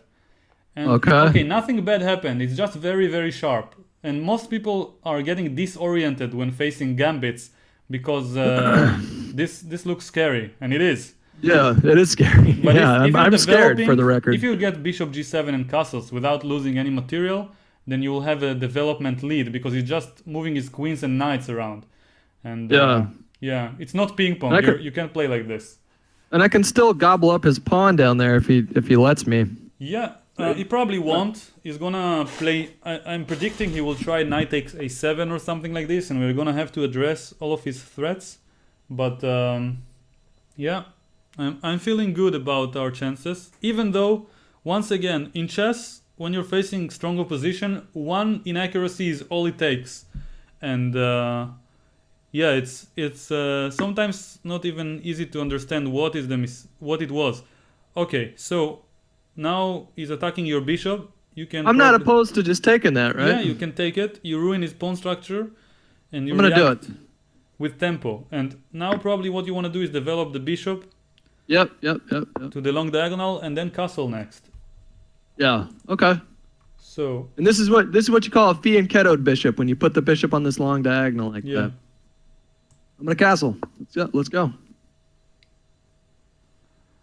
And now your threat is probably to play something like knight c5, and activate your knight, followed by something like knight or queen takes on d3. Yeah. So Oh, I see it. Yeah. Okay. yeah, so let's summarize the opening for now. Material equality and total mess. Yeah? Yeah. So he doesn't have a threat. So you alright, can so I'm continue gonna- the plan. Knight c5, and basically against every single move you can go queen takes d3 because you're attacking the rook on b1, the knight on b5. There's no way it's not gonna be a good move. Good. Yeah, I see it. Yeah, that's a real dynamic move. I Yeah. like it. Exactly, and this. But he can protect it by just. Oh, he Okay, got so greedy. now you're probably you're not winning much material, but it's definitely a good idea to grab d3. So With my queen. yeah, Is because that you what have a you're saying? tempo on the rook. All right. So and you're also attacking the knight on b5. So if he lets This feels so aggressive. This and feels it so should. aggressive. Well, when you need to fight fire with fire. Yes. The guy like is that, Tom. coming for you. You have to show him who's the boss. I'm gonna throw fuego at his ass. What I'm gonna do. All there right. he So goes. All right. this is a good move by him because if you take the knight, he will take your knight. Right. But well, But I don't know if that's good for him though, because watch this. Watch me go. if he can take with the queen, yeah. Oh, okay, yeah. Okay, All you right. just have to exchange. So probably taking is not a bad move. You need to exchange the queens, and then after he takes with the bish, you can probably protect e7 with either the rook or the knight. Yeah, I'm gonna do it with the rook. So now the position is quite unbalanced, I would say, from the even though it's an endgame. He's probably gonna work on those pawns, right? Yeah, he's got a pawn better majority. because he has the outside passed pawn on the a file. So what you want to do is bring your knight over to b6 with tempo on his bish. Bishops are generally stronger than knights in an open position. So if you exchange it, it should be in your favor. Yeah. And now if he goes back to e3, you can probably do one of the two things. Bring the knight to b6 or rook to a8, try to get his a pawn, which feels really important. So I would probably do that. All right, I'm gonna do that. He will probably try to defend it, but it's really not easy for him. Actually, I don't see how he can defend the pawn. So if I was white, I would go rook fc1 and attack the pawn on c7, but that's quite a decent exchange for you. Although the b pawn will start becoming a bit dangerous. So I'm not too sure about what's the best way to react. How about trying bishop e5, protecting your pawn on c7? Yeah, that's what I was looking at there. Yeah, just protecting the pawn. And well, now he can protect his other pawn by pushing up to c2 there. yeah. So I could have suggested rook ec8, but bishop e5 is far more active. You want to go to the center and forward if possible. Yeah. Now what you want to do is probably double the rook somehow, yeah? And do I want to double it? Which file do I want to double A it? file. So Alright, probably I can get do- your rook all the way up. You two, that's what I was looking at. Boom. Exactly. And now the other rook to a8. So it feels okay for black. A few moves ago I was a little bit worried about that a pawn, but he's not too intimidating right now. blocked So him. he'll probably go knight to f3, right? That's what I'm Yes, thinking. that's true. And At which point I would just pull it down to d6, exactly, we have to protect c7 at all costs. and then we can still double up on that pawn. Maybe I don't know what. That's to do true. after that. That's the idea. And then afterwards to bring the knight over. By the way, when I suggested bishop e5, I was doing all the same process in my mind. I'm sure you have as well. Like even if you didn't realize what is threat and then which piece Ooh. doesn't work. Okay, no threat. Once again, you can bring the other rook. Where does he want to go with that? Well, probably he wants to bring it to the center. Strategically, it's a good idea to c5 perhaps, but for the moment it's not very easy for him to defend the pawn. Once again, I don't see a clear way. And previously he defended by attacking c7. I don't see what he can even attack now. That's why I was expecting him to go back to f3 with the knight instead of that move. Yeah. That was a much better move for him, but well, too late to apologize. So pawn on a2. Okay, so don't rush. Do you notice? Okay, he resigned. He noticed. So his bishop was hanging immediately there, Yeah, and then I would have also got his knight too. Exactly. So he just overlooked a piece, and he immediately resigned, which I think is a bad choice because there's always a chance that you'll miss it. Yeah, I do that too, man. If I make a really bad move, I almost immediately resign every time. Before you get the response? Yeah, pretty much. Let me call out some people real quick. One sec. All right. In the meantime, I'll mention that I fixed the link. So if you refresh the page in the description, I think the link should work. I'm also trying to add, as we speak, a link to the tournament. So for those of you who are still willing to join, there are 47.5 minutes left.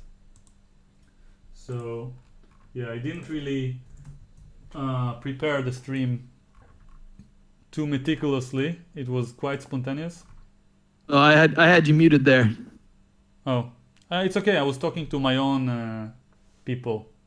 Anyways, all right, here we go. So, oh, is he disconnecting? No, he's berserking. Remember? What the fuck? What the hell does that mean? I'll tell you after you make a move, but he's probably gonna rush. Okay, let's try to beat him, and I'll explain on the next game because it's probably we're gonna need this time against him. He's gonna rush very much. So no threat. Let's develop. Don't get too quick because he's in time pressure. It's not your problem. Okay, so you can protect the bishop while moving a pawn to the center. Also, a knight is fine. Don't get nervous. You have 10 minutes. It's okay. I'm nervous, Tal. It's okay. Just you can castle if you want. I think even you can do everything that you wish. I mean, just castle. You can play a move like a7 to a5 if you wish. Preparing a5 to a4. That's another idea. Okay. Yeah, that's there.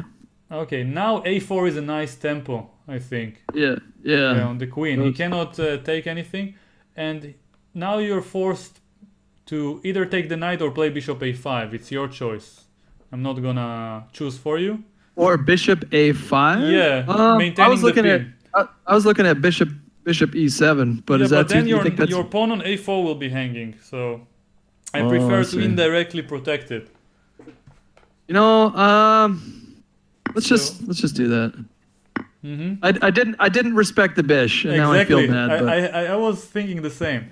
So now probably what we want to do is develop, but the bishop on c8 is not having an easy time with it. So we can start with h6 first. Just, the usual. Asking him politely what he wants to do. Okay, now probably get the knight from c6 to a better square. Do you see a juicy square for the knight? It's not a very common move, but because the knight on c6 is quite bad, we can have a creative way to improve it, to get it to b3. Do you see it? Yeah, b3. Yeah, I see it. Yeah. All right, I'm gonna do it. And that's really nice, because also if it's your move, taking on c4 will get rid of his bishop, which shouldn't be a bad idea. And well, he wants to avoid it. And now, look at that. Okay, he's wasting some time with pawns. So what we want to do is the response is usually to open up the center.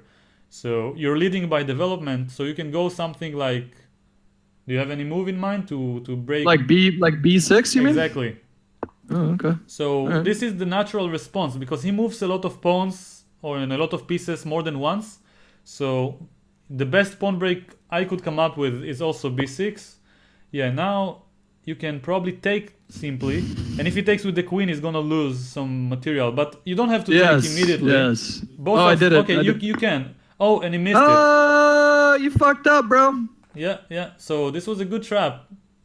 Taking immediately was a wise choice, apparently. Yeah, and he can't really defend that either, because if he can't go all the way down. Yeah. So whatever.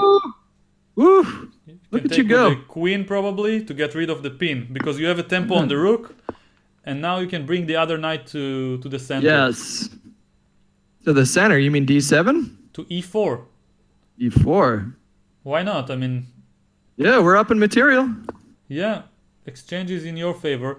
Another developing move that makes some sense is bishop A6. You want to trade the bishops. The bishop on C8 is very bad, so trading it is definitely good for you. And the upcoming plan is probably to have another pawn break. But just notice if he has a threat or not. By the way, no, there's no need to do anything complex. Just let's get the pawn break in. We are a queen versus a rook. If we do everything by the book, it shouldn't be taking too many efforts. So now, like queen to F or queen to D6, maybe, or I think just the pawn break. Do you know which one I'm talking about? Yeah, you have two knights and a queen, so it's a lot of protection. And this knight can go forward with tempo. Do you see? An active move with the knight. Oh, all right, okay. Exactly, and then if he attacks the knight with rook f2, you can go back to c4. And c4 is another juicy square, attacking e3, it is, attacking b2 for later, and d4 is under some attack. So yeah, it's just collapsing little by little. Yeah, we got all kinds of juice here. Exactly, chess juice. He shouldn't have berserked. Exactly. He should not have berserked. Okay, e3 is hanging, c5 is hanging. Your choice. E3. I mean, C5 is hanging. Oh yeah. Knight, okay. I mean, you can take. Yeah, I'm gonna do it that way. Yeah, being on the safe side is always a good choice. And now you can finally develop the rook to an open file because he has no threat. Yeah. After I do this. All right. No, not a problem. You attack b2. He didn't protect it, so. So now I can do this and. Yeah. I would probably take with the rook to exchange more pieces. But careful, he's attacking your rook. You probably want to go... Yep. I see it. We're going to go here. I would probably go to up as active as possible, yeah? To b3. Oh, really? But it's not necessarily a bad move. Now you can retreat with the knight, probably, with tempo. I can also gobble his pawn, right? Yeah, but I prefer to improve the pieces, especially with tempo if possible. So knight back... I mean, it looks like a backwards move, but it just essentially brings the knight closer to the center with tempo. And now you can gobble the pawn, so... I'm going to take it with this guy. Exactly. The knight remains in the center. Now you can look at me! Look at me go! Look at me! Yeah, you attack your targets. You see a target, and it feels like one of those... Okay, first let's respond. Okay, so he's threatening. If I take with the rook, he could take my knight with his rook and then remove the defender and then take. Just resign. Seems like every time you start thinking they resign. So let's do it more often. 22-24. Oh my God, I'm ready for Magnus. I'm getting up there. Yeah. So we are back to the futuristic rating. So that was a nice move at the end. Rook b3 attacking e3. It feels like one of those shooting games. Like you see a target and you aim at it. Yeah. Let me call out a couple of people real quick. I'm going to mute myself just for a moment. Sure. Okay, so in the meantime, I'll mention that I put 2 links in my description. So if you refresh, you can probably see them. If you guys are looking for Tal's YouTube channel, if you just type !Tal Baron, boom, you can find it right there. So pawn on d4, that's good. Now let's get more space. Hopefully I can show you my favorite opening in chess. Are you ready? Yes. You're not ready. Oh damn it! I wanted to do the four pawn attack. I can show you my favorite opening if you want. Okay. In this position, you play f3. Really? Yeah. Right. This is not the standard move, but this move is like one of my favorite things in chess. Now you go d5, and you grab more space. Sure do. Yes. So this opening with bishop b4 is called Nimzo Indian, and this is the line that I used to beat the world champion in the video that you can find on my channel. So now pawn to e4, and you basically develop the pieces. So f3 is not the traditional way of developing, but you try to simply grab space, and the pawn on f3 obviously helps. And it what? I've been in a position like this before. It seems like this line just accelerated it. It just got to that position faster. Exactly. So it's a very aggressive line, and black has to play very aggressively to deal with it, otherwise he will be smashed. And now what I normally do is develop the knight first, and I'll explain later, but the point is that you want both your knight and bishop on e2, so you develop the knight to e2 first, then you put it on g3, and then you get the bishop to e2. Right. Yeah, so you kind of waste a move, but you have so much space that you can afford it. So now in this position, this is more of a closed position. Yeah. So generally knights are pretty decent in these spots. So like if he offers to trade his bishop for one of my knights right now, would that be a good trade, or would that be something I should probably hold off on doing? Well, that's a good question, but the highest priority is development first. And this is only half closed because there's still tension in the center between pawns. So every moment here the pawns can exchange. But because it's not really closed and there's gonna be some pawn breaks soon, I would prefer to have bishops. But you're right with the point that in close positions you prefer to have knights. So exchanging a bishop for a knight is generally a good idea. So here, if he allows you to play bishop e2 castles, and then at some point f4 and start smashing him in the king side, there's not much gonna be left of him. And by the way, now I think he missed some simple tactic, and normally I say don't gobble pawns, but here it's just strategically so good for you. Just to take that pawn? Just to take that central F pawn, pawns are those I really want to have if I'm not paying a heavy price for grabbing them. So you take this pawn, and then he has to probably take back with a pawn, and then you take on d6, and you don't only gain a pawn, you will also be left with an isolated pawn on e6. So I take what pawn on? I see. Okay, this was the point. Without this point, you do not want to give up to release the tension. The only point was tactical, to have queen takes d6 later. Yeah, that really kind of fucks with his space on the board. Exactly. Yeah, if he has less pawns, obviously you'll have less pieces to grab space with. And he lets me just kind of dominate the center there too. I like it. And by the way, if he plays with the knight and you take on f7, then you're gonna have a very juicy square on d5 for later. Because all his pawns moved forward. Yeah. So there are no pawns that can cover d5 once the f7 pawn will be gone. I have to break that pin first. Probably bring out that bishop to c2. It's possible, but the easiest way to break the pin is to castle. But okay, you can take a pawn. Otherwise, de on the previous move didn't make much sense. Now you have a threat. I'm not sure you want to execute your threat to take the pawn with check. It's better to keep it there for the moment, because the queen is very active, and it's very hard for him to move without exchanging queens, which is obviously in your favor.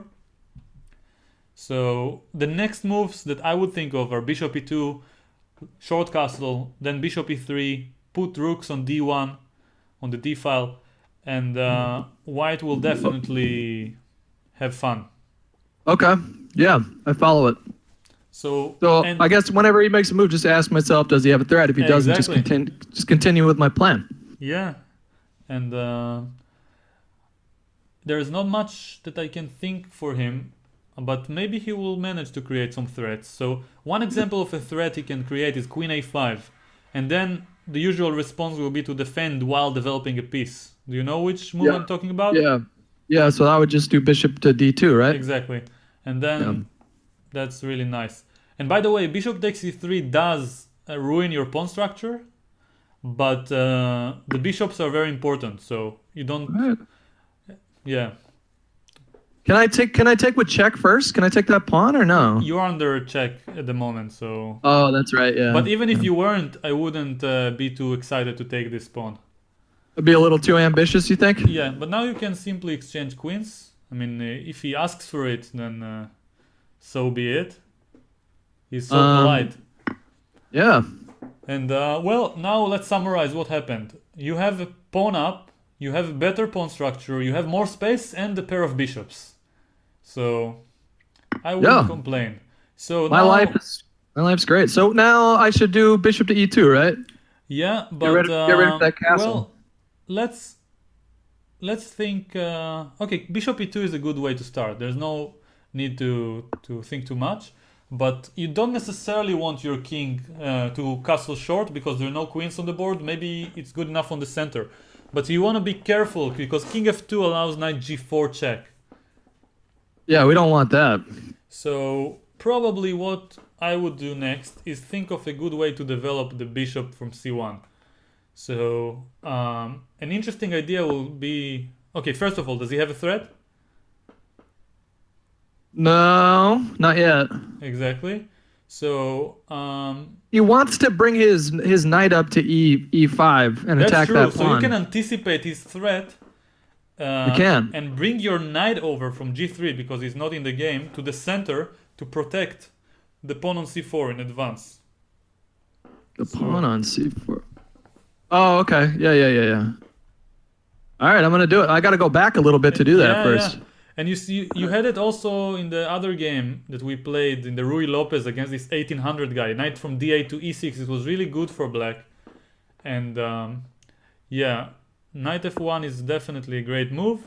You just want to put it on e3, very central square, protecting this only weakness, only serious weakness in your position. Probably also a2 is a weakness.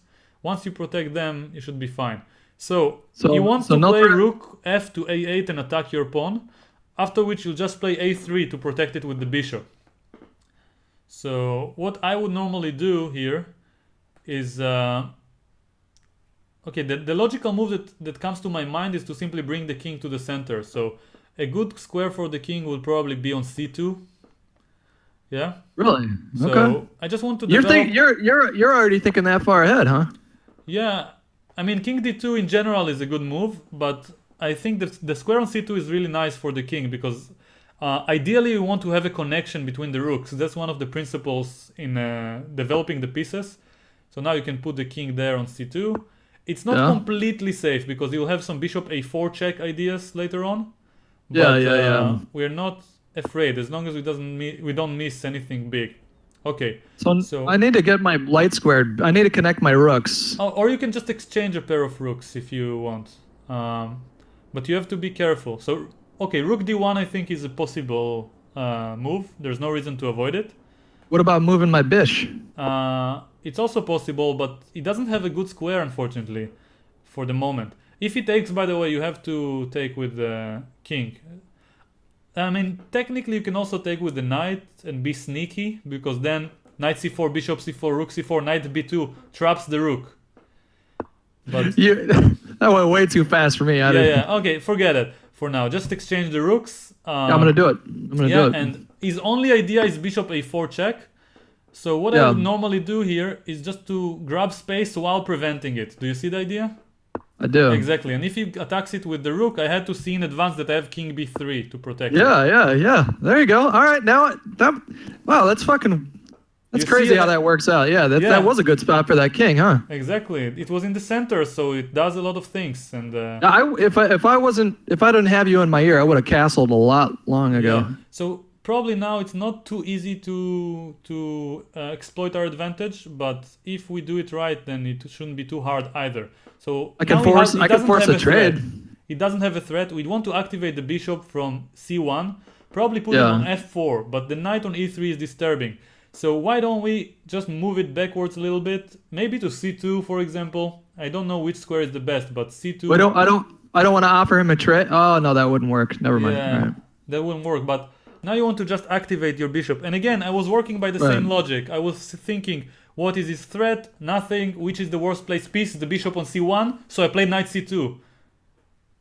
You see, it seems very deep, but once you have the pattern, and he prevents it, but now he's kind of weakening his own square. So you can bring the bishop from c1, for example, to g3. This is another square for it. Do you see a route? c1 to g3. Oh, I see. Yeah. I do see a route. I'm going to do it. Yeah. Oop. Exactly. And by the way, if he moves the rook from a8 and a4 will not be under attack, you have the idea of playing knight a3, knight b5. Right now you cannot do it because of the bishop on c6, attack taking on a4. But the moment he lets you get the knight to b5, your position will become even better. Okay, he wants to get knight f4 in. So I think now we can, it's very dynamic, we can change the plan. We can get to prevent it with the pawn to g3. Yeah. And now we're kind of threatening f4 and winning a piece. So he went back. This is a good move by him. And again, no threat that I can think of from his side. Maybe g4 is a threat actually. So you know what? Let's just play a waiting move that prevents g4. A very, very simple move. Just h4? I like h3 actually. Oh, Just preventing his move, not too harsh. I mean, it's very difficult to play against an opponent who just prevents everything. Yeah, it's annoying. We've pretty much established that our position is winning. We just have to completely depress all of his threats, yeah? I can do that. I'm ready. Okay, so no threats once again. We have to be careful. The knight on c2 is not in the game. Let's bring it somewhere where it's better, but not to a3 because of the pawn hanging. So, oh, by the way, I see another interesting idea. Can I mention it?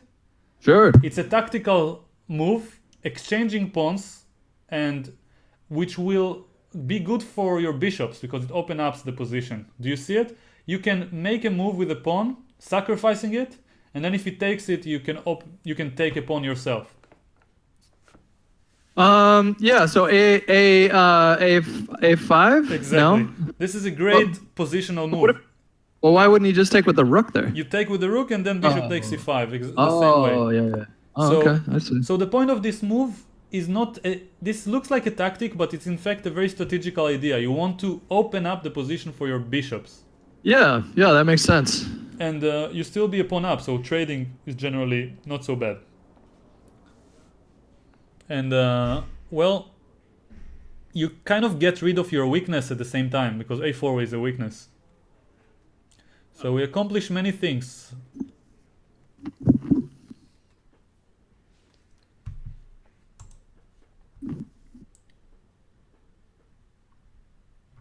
So we're still a pawn up on the position, which is good.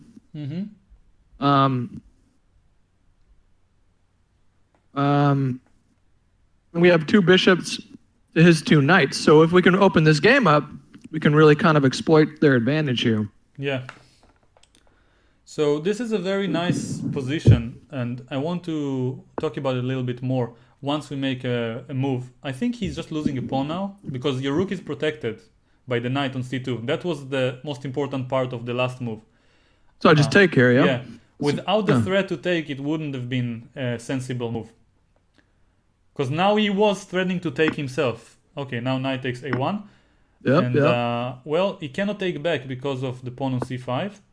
And does he have a threat? No. Let's think of a good route for the knight. What do you think is the juiciest square for the knight right now? Probably b5. It's one of them, so you can start. b5 or d5. Yeah, so the same starting move is knight c2, yeah? Yeah. And then either bishop f2 or wherever, followed by knight e3, knight d5, or knight a3. Right. Well, I think there's no reason to avoid bishop f2, but wait, it kind of threatens g4, so maybe you can go g4 yourself just to depress him even more. Yeah. Okay. Just,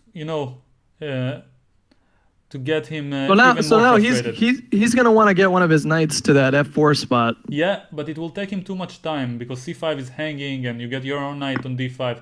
You have to take with the h pawn, you don't want to lose the e4 guy. Yeah. And wow, this is a really nice technical game so far. Everything is working according to plan. And just be careful, if you go bishop f2, you don't want to go knight e3 too quickly because you want to maintain the attack on c5. All right. Okay, now he has an idea. Knight d6, knight c8, and grab the pawn on b6. So knight to d6, knight to b... Oh, I see it. Okay. Okay, so there is a way for you to kind of handle it, but it's not too simple. So... well, I'm thinking whether I should just tell you.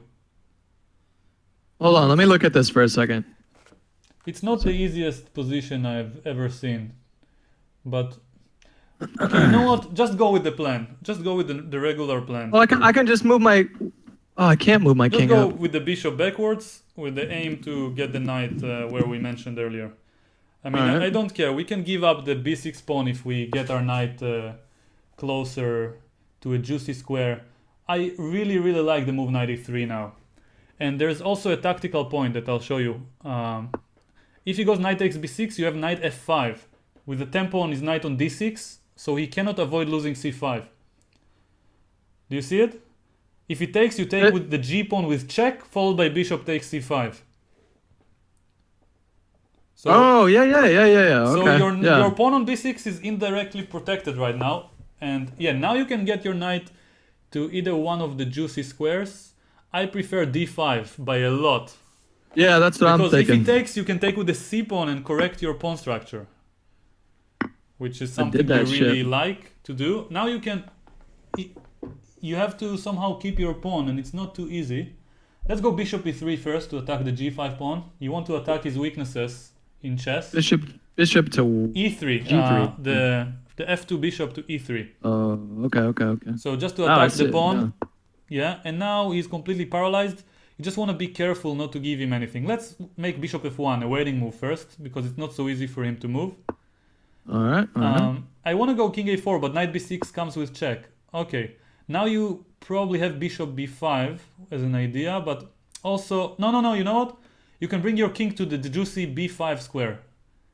So king from c4 to b5 is a very active way to move your king. You will lose the pawn, but you will get something else in return. Alright, okay. So, but now he has knight d6 check, so he can go back with the knight. But he missed it. Okay, knight b5, king b5 simply. And okay, now he got the pawn back, so he's only one pawn down. But we achieved quite a lot. This is an amazing game so far, I have to admit. It looks like two grandmasters playing classical chess. Awesome. So, I mean, we just slowly change and have some correlation with our advantages. Okay, c5 is hanging, you can just grab it. So, there's always a trade between the different advantages. Okay, now you can just start moving your pawn forward. c3 to c4. Yeah, he has nothing to do. Move your bishop on f1 just to a more active square in the meantime. Just to d3 to mess with him. Then to c2 maybe, to a4. You don't want to rush. You want to really enjoy. Bishop c2. Alright. Bishop to a4. Yeah. I mean, you improve your pieces to the maximum. You don't need to win quickly as long as you win, right? Right, yeah. Okay, now he has no threat, so you can probably bring the king a little bit backwards to get the bishop in the game, king b4. I kind of missed knight a6 check, but it's not such a big deal. Now bishop back to e3. Yeah, that's what I was looking at. Yeah, pawn to c5. You see, like you start improving your pieces. King c4 or the b5, it's all good. And bishop b3. Let's be quick though. Bishop b3. Yeah, okay. Bishop, alright. Yeah, now probably something like bishop d5. I'm just pushing. No, don't push. Bishop d5. Bishop d5? Yeah. Bishop d5. You want to play with pieces, not with pawns. Oh, I see. Pushing you will take with the knight. Yeah, now you can exchange or Take that. that's just finished, yeah? So just be careful. Push the d pawn. What's that? The d pawn, not the c pawn, because otherwise he will take it. Yep. Yeah, and c6 and that's game over. This move also. Yeah, so There we go. Yeah, I kind of helped you a little bit in the end. That got exhausting at the end there. God damn. But this was a fantastic game. I think like if we ever do like another meeting, we can just go through this game slowly because it had everything that you can ask for. Like from the opening until the end game, it was like the most instructive game we've had so far. Yeah, that was a good one. That was a good one. Let me call out my people one more, and then we'll do. It looks like probably one more game here. Okay. 1 second. No problem. So in the meantime, I'll mention that I did help a little bit in the last few moves, and I don't want to mention any direct moves to Hutch, but the problem is that there's not enough time. We don't have increment, and we can't afford to lose on time in a winning position. So I hope the opponent can forgive me for it. And we're not here only to win. We just want to have a good game and have fun, and hopefully have a lot of people learn from this experience. And we're not even close to winning the tournament, and I don't care about it too much. So hopefully nobody's offended too badly. So yeah, thanks for the question, Ambusher Lol. I'll mention it once he's coming back. Yep, I'm back. Okay, so someone in the chat reminds me to say what is Berserk. I kind of forgot to mention it. So Okay, yeah. On the Lichess tournament section, it's called in arenas. People have the chance to Berserk, which means they get half of their time, but if they win, they get an extra point for the tournament consideration. At the final score, they get an extra point if they win. Okay, so now be careful. You want to develop your bishop, but I probably would cancel his pin, you know? Just play as solid as possible. Now castle, there's no need to rush. And well, what I would normally do, because he's moved this bishop once, I can take on c4. There's no reason to avoid it, because now he has to move the bishop again. And then I'll play either c5, which is a very logical way to hit the center because he wasted the move with the bishop. Yeah. Or another idea, if you want to be a bit more badass, you can go a6, b5.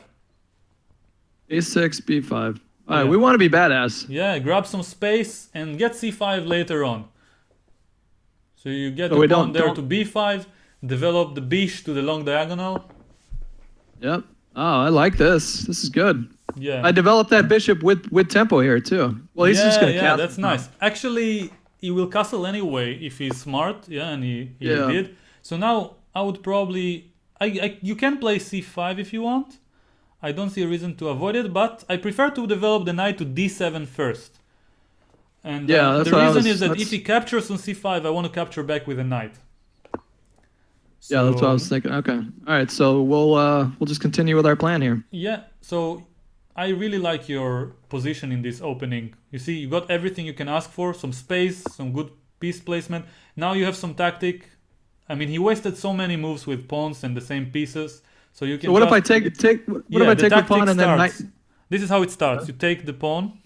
Yes. And now if he takes back, now be careful, don't rush.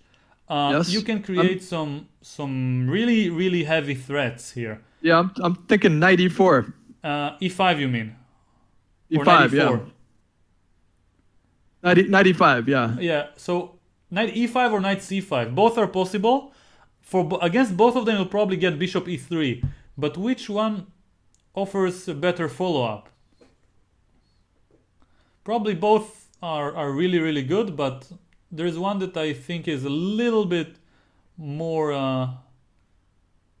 Actually, I'm not even sure myself, because he probably has a defense, so let's just go with your taste. E5 or c5. So the only move that I see that doesn't lose is bishop back to either e2 or another square. If he goes bishop e3, there is a way for you to win a piece. Bishop to e3. Why would he go to bishop to e3? To defend the knight on d4. If the knight moves, you win the bishop on d3, right? You have the queen and knight hitting on it. Alright, okay. So the only way, I mean, he has to somehow defend. If he does any regular move, like bishop e3 or knight ce2, to defend the knight, you're gonna have a tactic to win a piece. One question I see asked a lot about grandmasters is if you had to guess, like, how many moves ahead can you see, or do you look? How would you even guess? I'll respond in a moment.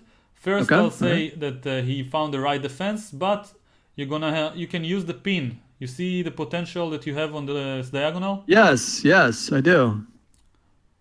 All right. So he has to play bishop e3 or knight e2. In both cases, it's not gonna be fun for him. No, because I can go knight to c4 there. Yeah, and another. So back to Or the question. knight to c6. Yeah. So about the question, how many moves do you see ahead? And I believe Carlsen himself was asked this question, and he answered something along these lines, that it depends on the tree of options. There is something called branching. So if I have 3 moves and the opponent has 3 moves, then the amount of options is multiplied by the power of 3 the deeper I go. But if there's a forced line where I have 1 move, you have to make 1 move, I have to make 1 move, okay, you can take with the queen, of course. Yeah. Then it will be much easier for me to calculate. So technically, when I was younger, my coach gave me an exercise where I had to calculate 21 and a half moves ahead. Which Good is like, Lord. And it's very easy, I mean not easy, but relatively easy compared to some positions that you need to calculate 4 moves ahead. Because there's no options, you just see like only moves and look at it in your mind, and it feels like you're looking at a game. Yeah? There is no branching. So I played one game of blindfolded chess one time against one of my friends who was not very good. Mm-hmm. And I beat him blindfolded, but I was exhausted by the end of it. So this is and then you see people like Magnus Carlsen playing against 10 people blindfolded at the same time. It's really nuts. That's true. And another guy from I think it's Kazakhstan, if I'm not wrong. Or no, Uzbekistan, named Timur Gariev, recently broke the world record and played, I think, against 48 people, if I'm not wrong. Wow. You can win a piece. 48 people simultaneously while he's just losing this piece here, right? Yeah, that's true. You can take preferably, he's trying to get a sneaky little checkmate on me is what he's trying to do. I see, but still, you can just take with the knight, as the same rules apply. You want a knight in the center. If he goes e5 with the checkmate threat, you have a nice intermediate move. Do you see it? Yeah, I hit him with a check. Knight takes knight check. Oh, there it is. Yeah, okay, but so I should take with my queen here, right? Exactly. Yeah. That's very simple. Bishop takes d4 pre-move. So now let's be technical. You want to bring your rooks to the open files. So preferably with tempo. I see. Okay, he will respond, then you bring the other rook. By the way, I didn't mention there was a pawn hanging, but he's not going anywhere. Yeah, that's what I was looking at. But the tempo is nicer than a pawn, because normally you can get it later. Now I wouldn't mind taking it. There's no reason to avoid taking a free pawn with tempo also. So if he goes rook b1, you can. So what if I push my pawn to e5? No, don't rush. Just bring your last piece to the game. Rook from f8 is not in the game. You want to bring it. All the other moves can be nice, but there are some things that are always good and some things that are concrete. So we want to be generally well educated here. So bishop is under attack. Wherever you go is fine as long as you see it's under attack. So we just want to stick to simple and good moves. And even grandmasters can win good games if they just make simple moves that are not mistakes. Right. Yeah. Actually, I don't think that was the best spot for that bishop. It's centralized, so there is no harm in putting it there. So the plan now, by the way, still applies. You want to improve the piece that doesn't work. You know which one it is? My light squared bishop. No, it's the king. Huh? I mean, of course, it's also the light squared bishop, but the king is the one you want to improve now. It's also a piece in the end game. And e5 is good. But I wouldn't rush to open his bishop. Yeah, it was closed. Yeah. So I mean, there was no real threat on your bishop. The rook was protecting it, but still, no harm was made. And king f8 probably is what I would do next. Yeah. Then king e7. As you saw in the other game, we bring the king to the center. It's like it serves 2 purposes. First, you improve your position, and then also there is this thing we mentioned called waiting. There's, by the way, a nice tactical idea. You don't have to do it on the next move, but just keep it in mind. Pawn to f5. Then if he takes, he gets checkmated in 1. If he takes, he gets checkmated in... Oh, he does. Look at that. But don't rush with it, because if you go f5 immediately... I mean, it's actually good, but he might have bishop e6. But still, I mean, we don't want to rush it. You go king e7 and maybe then f5. So, okay. All right. Let's say a few words about waiting moves that I was postponing from earlier. There are 2 reasons they're good. First, you're not really waiting. You're improving your position without threatening anything. Sorry, someone's at my door. 1 second. Okay. So I'll keep talking in the meantime. You're improving your position. You're not really waiting, and this is good in general. And also, when you're not threatening anything, the opponent has a lot of difficulty choosing his move because obviously, if you're not threatening, he has to make his own choice. So. Okay. All right. You can bring your king to the center like earlier, like we planned. And well, now f5 is not as powerful as it was, but you can play g6 followed by f5. It's the same pawn break still applies, just the details are changed. If you didn't see, he played king g2 protecting f3. So yeah, I saw that. Yeah. So g6 f5 is the plan. Okay, he works against it, but now the position changed once again, and the pawn break that I'm thinking of is with the h pawn. Do you see it? You can even play it immediately because if he takes, you get rook h8. Yeah. I see. So this is a nice way. You can start with rook h8, but this is far more active. You don't want to put the rook behind a pawn like this. So. It says I'm muted. Why am I muted? I don't know. My whole stream just. Oh. Hold on a second. Okay. And then. Hello, mic check. All right, there we go. Okay. I don't know what happened there. Okay, you can grab it. For now. All right, 1 second. Let me turn. There you go. Says I'm still muted.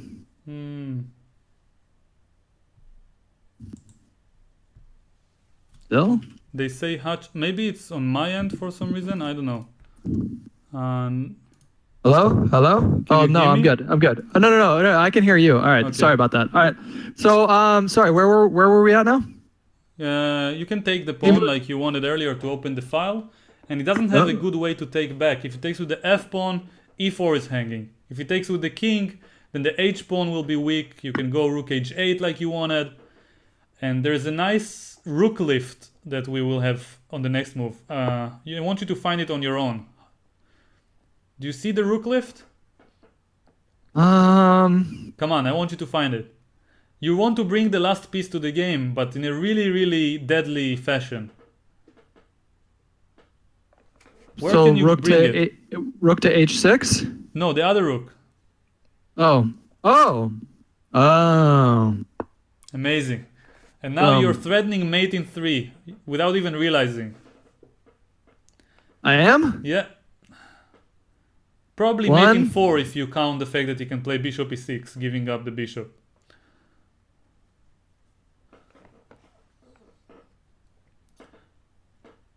So tell me when you see the mating threat. Oh, okay. So how about bishop to c8? Yeah. So you wanna play bishop c8 followed by rook g6 check followed by rook h4 mate. Oh my god. Yeah, and you see how like bringing every piece with every move from nothing, like 4 moves ago you played h5, suddenly 2 moves later he's getting mated. Yeah. It's insane, but it's very simple. You just bring all the pieces to the game. By the way, so now he can. You want to play a nice move now? I do. If you want to mate him, then probably a good way is to cut his king. He wants to bring it back to f3. Can you cut it from f3 or g3? Yes. Now that he moved the pawn forward? Lifting my rook? Yes, but where? To c3. Exactly. That's a very high level move. It looks really weird. You played rook c6 and now rook c3, but it's in fact very, very deep because now the third rank is completely open. So obviously you don't need to play this move to win. You can just give a check. But now, okay, I would probably just start by taking with the bishop. I wouldn't rush. Yeah. Bishop c8 allows e6. And it gets a little bit less clear. Yeah. And now you're just learning mate in like 2 moves. Technically not a 3. big deal. Even mate in 1? No, not really. But so many threats are taking place just by bringing pieces to the game with each move. Yeah, this is definitely not a comfortable position for him, I think. Wow, and you're a piece up. I forgot about it for a moment there. Yeah. So Yeah, not a if good it were stitch. my move now, I would play g6 with black just to mess with him. Why wouldn't I just hit him with the check, the bishop check? Yeah, it's also fine. I would just play g6, threatening rook g3 mate. But yeah, G6. bishop c8 is fine. I mean, of course. Oh, I see. Oh, I see what you're. Yeah. I mean, there's no reason. I'm just having fun. I mean, you could just hit him with the rook check now, right? And then hit him with the bishop checkmate. If rook g3 check. Oh, technically, this is probably the fastest mate. Rook g3 check, Yeah. king f5, and now you have mate in 1. Tell me if you see it. Yeah, that would be the bishop down to c8. But then king takes bishop on e5. Oh shit. There's a different mate. Rook g3 check, king f5, and now mate in 1. H5, rook Exactly. h5. Oh So, man. Yeah, this is This is just dirty. This is filthy. What's going on right now? Yeah. It feels wrong. You're like a kid who's burning ants with like a magnifying glass. Yeah, That's what you are. it's not- Yeah, you want to savor the mate. I'm feeling like a cyber bully. All right, I gotta get some lunch in me, so I'm gonna call it there. But thank you once again for coming on. Let me link it once again in the chat for you guys if you're interested in checking his YouTube channel out. Yeah. Checking some of his other tutorials out. He's got a video where he beat Magnus Carlsen in a game of blitz chess, not knowing that he was playing Magnus Carlsen.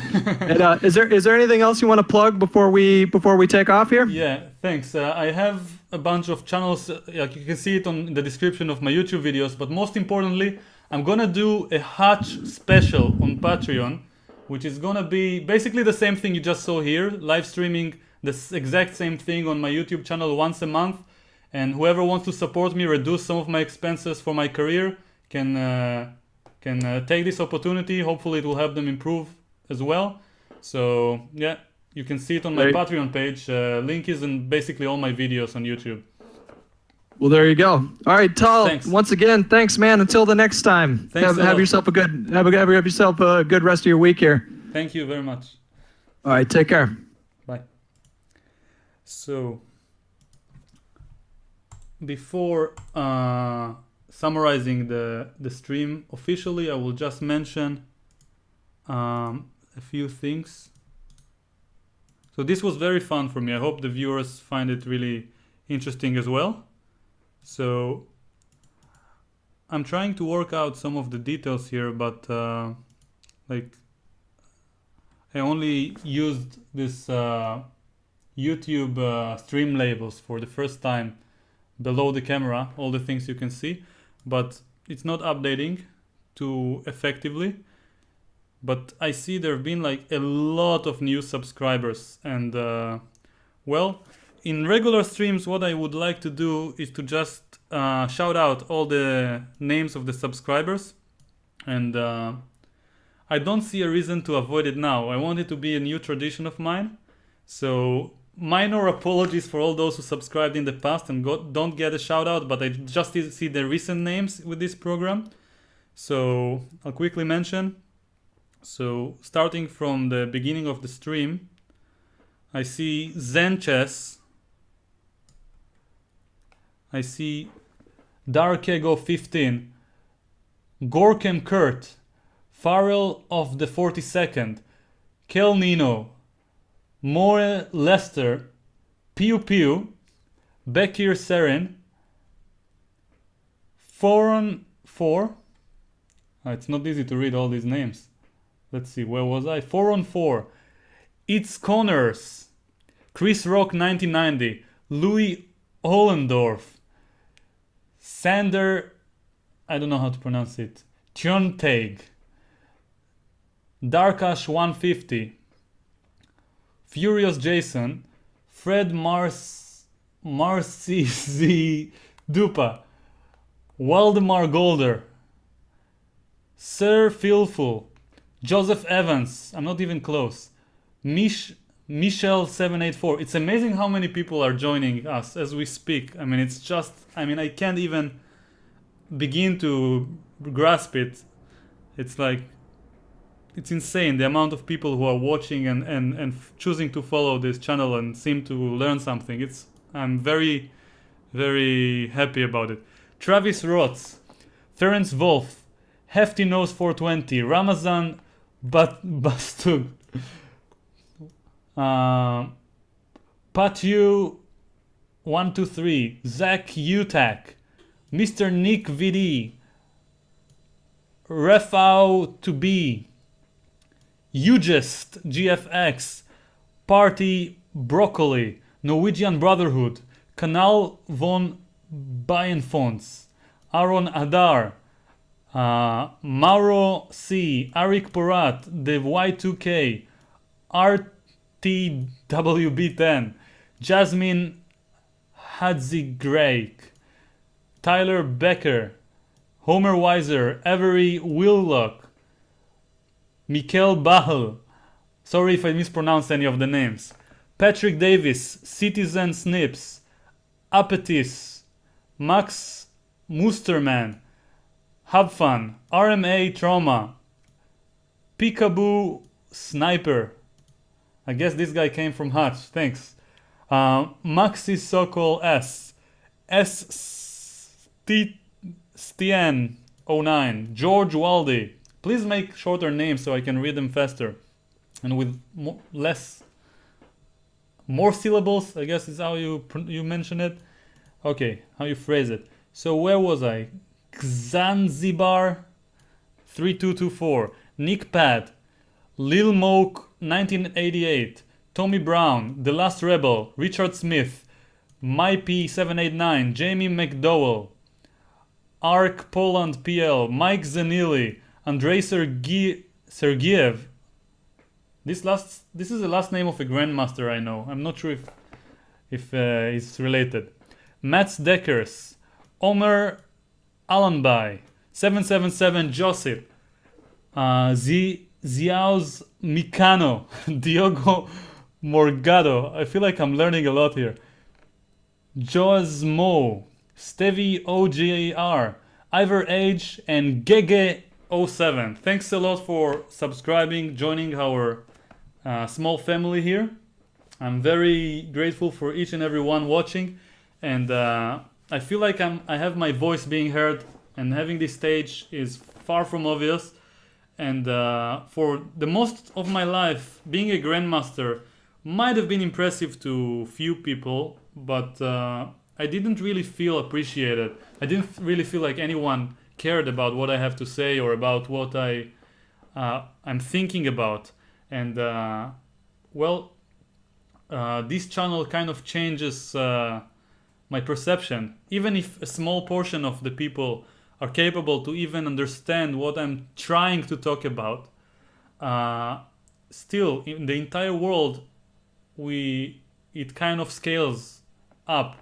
And the fact that I see these people right here, I mean, I can't even follow the number. I think there are like 5,200 almost people who chose to subscribe, and in one of the videos I had like 85,000 views. I mean, I can't even understand where it comes from. I'm only talking about my passion. I'm not even like trying to teach.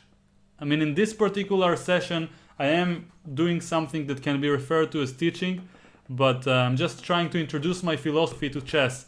But generally speaking, I'm just sharing my own self-improvement process, and hoping that it will not harm anyone in the process of their improvement, and be entertaining in the process. So I feel like it's a really, really nice chance for me to do something good. And I thank everyone who chooses to watch me. It's kind of late here. I probably should get to sleep. So before too late, I just want to mention that I do have some links I didn't put in this particular video, but I'll mention them quickly. There is the Facebook page, there is a Twitter page, and there I have, other than of course YouTube, where you can subscribe if you like the videos and press the bell on the right of the subscribe button. I don't gain anything from it, but you guys can get notified about the videos. And the right way to do it if you don't want to be notified is to change it in your user settings and to still leave the bell on so you get it as suggested videos on YouTube. I'll also quickly mention that I recently opened the Patreon page. Of course, it was mentioned a few times, but for those who don't know or who hear it for the first time on this stream, I'm not trying to get rich off of your backs. Being a chess player who refuses, let's say, to do what he does for money and refuses to teach for money doesn't give me a lot of options to make a living. And I do want to become one of the best chess players in the world, top 100 to be exact. And in order to achieve it, I have to play against stronger players. In order to achieve this, I have to travel to tournaments where I'm not the strongest player there, and this costs a lot of money. So one example is that on May this year, I'm going to travel to the European Individual Chess Championship in Belarus. And this is gonna cost, I'm assuming, between 600 to 800 euros at least. And I'm trying to be as optimistic as possible. And it's kind of ridiculous that chess has been my profession for the past 6 years or so. I've been a grandmaster for 6 years already. And I still have to pay and lose money in order to work in my own profession. So for this reason, and for all the support and positive feedback that I received is a funny choice of words, received on this channel, is like I felt like maybe some people might be able to spare like $2 a month, and somehow this will amount to something that can help reduce the amount of money I lose. And I don't care about any other thing. Like I just want to get everything that's related to playing enough chess and improving. And if I avoid losing money, I can also focus like more and more on this channel and in my self-improvement, so that I don't have to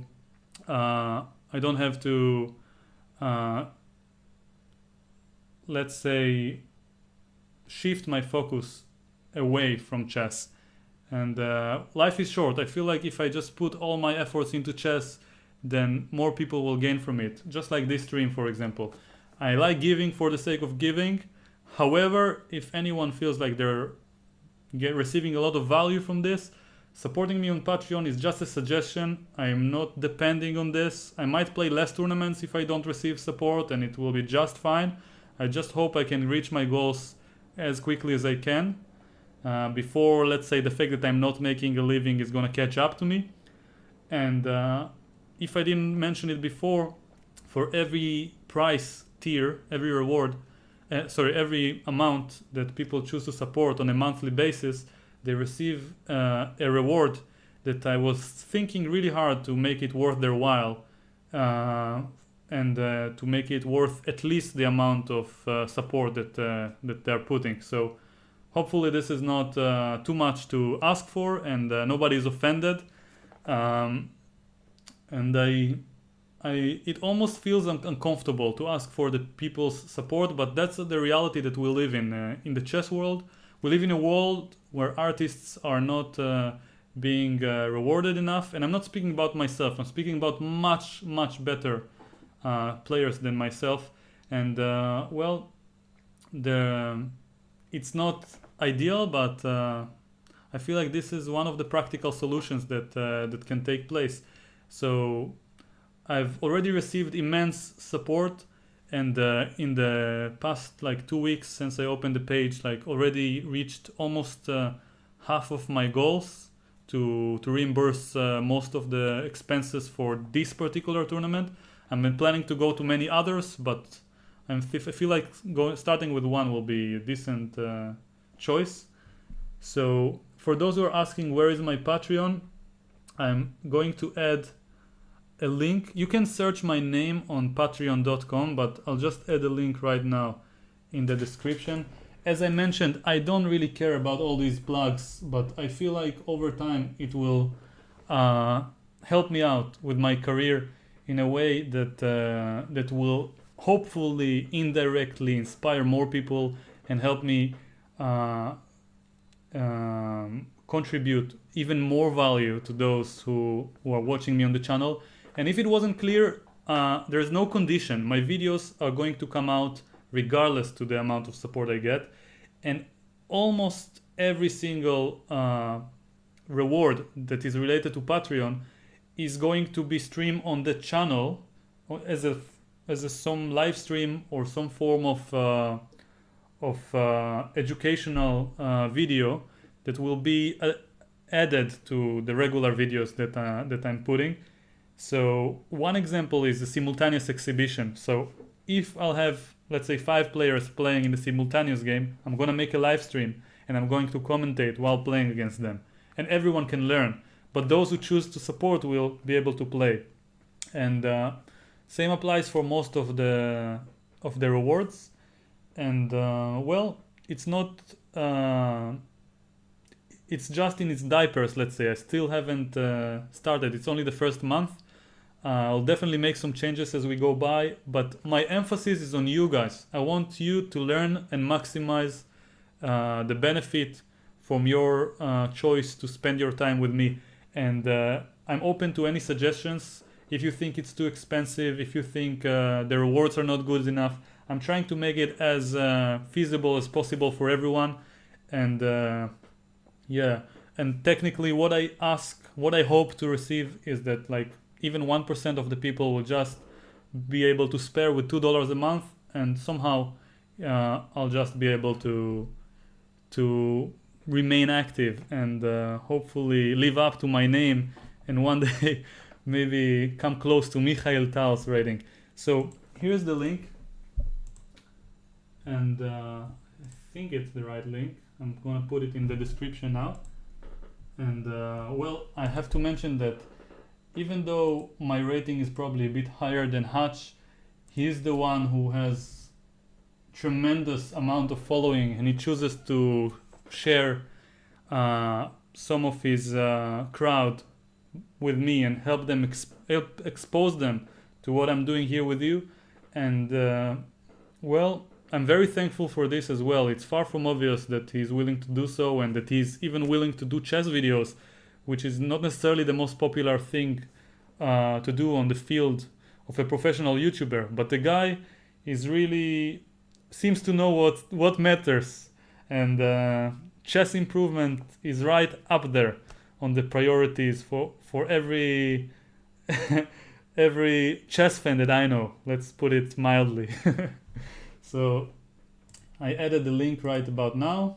Again, no pressure, no rush, and I'm only experimenting with the donation buttons or tips, if you will, for this streams. I'm gonna do much more live streams on YouTube, and well, as you can see, I put a message right down here at the bottom, and I'm not expecting anyone to give tips, but those who will also be integrated as part of the Patreon support, and there will be an interesting music that's will be played during the live stream with a message that I will probably read to the viewers. So after I finished all this ranting, I would call it, it doesn't feel like a very positive thing. I would prefer to spend my time on chess, but as you know, we live in a very complex world, and well, I'm feeling very thankful right now, and I hope I'll be able to recover in my upcoming games, so from the tournament in Amsterdam. And if I will, it will partially be thanks to those who support me, either by watching and liking and subscribing, or especially those who choose to support in further ways. So thanks a lot. I'm very happy to have my voice heard, and I can't wait to do the next stream with you guys, and to keep sharing some of my insights, so to speak. So hopefully see you soon, and as I usually say, I hope you enjoyed watching this stream, or at least learned something from it. And if you want to learn some more, then keep watching the next videos.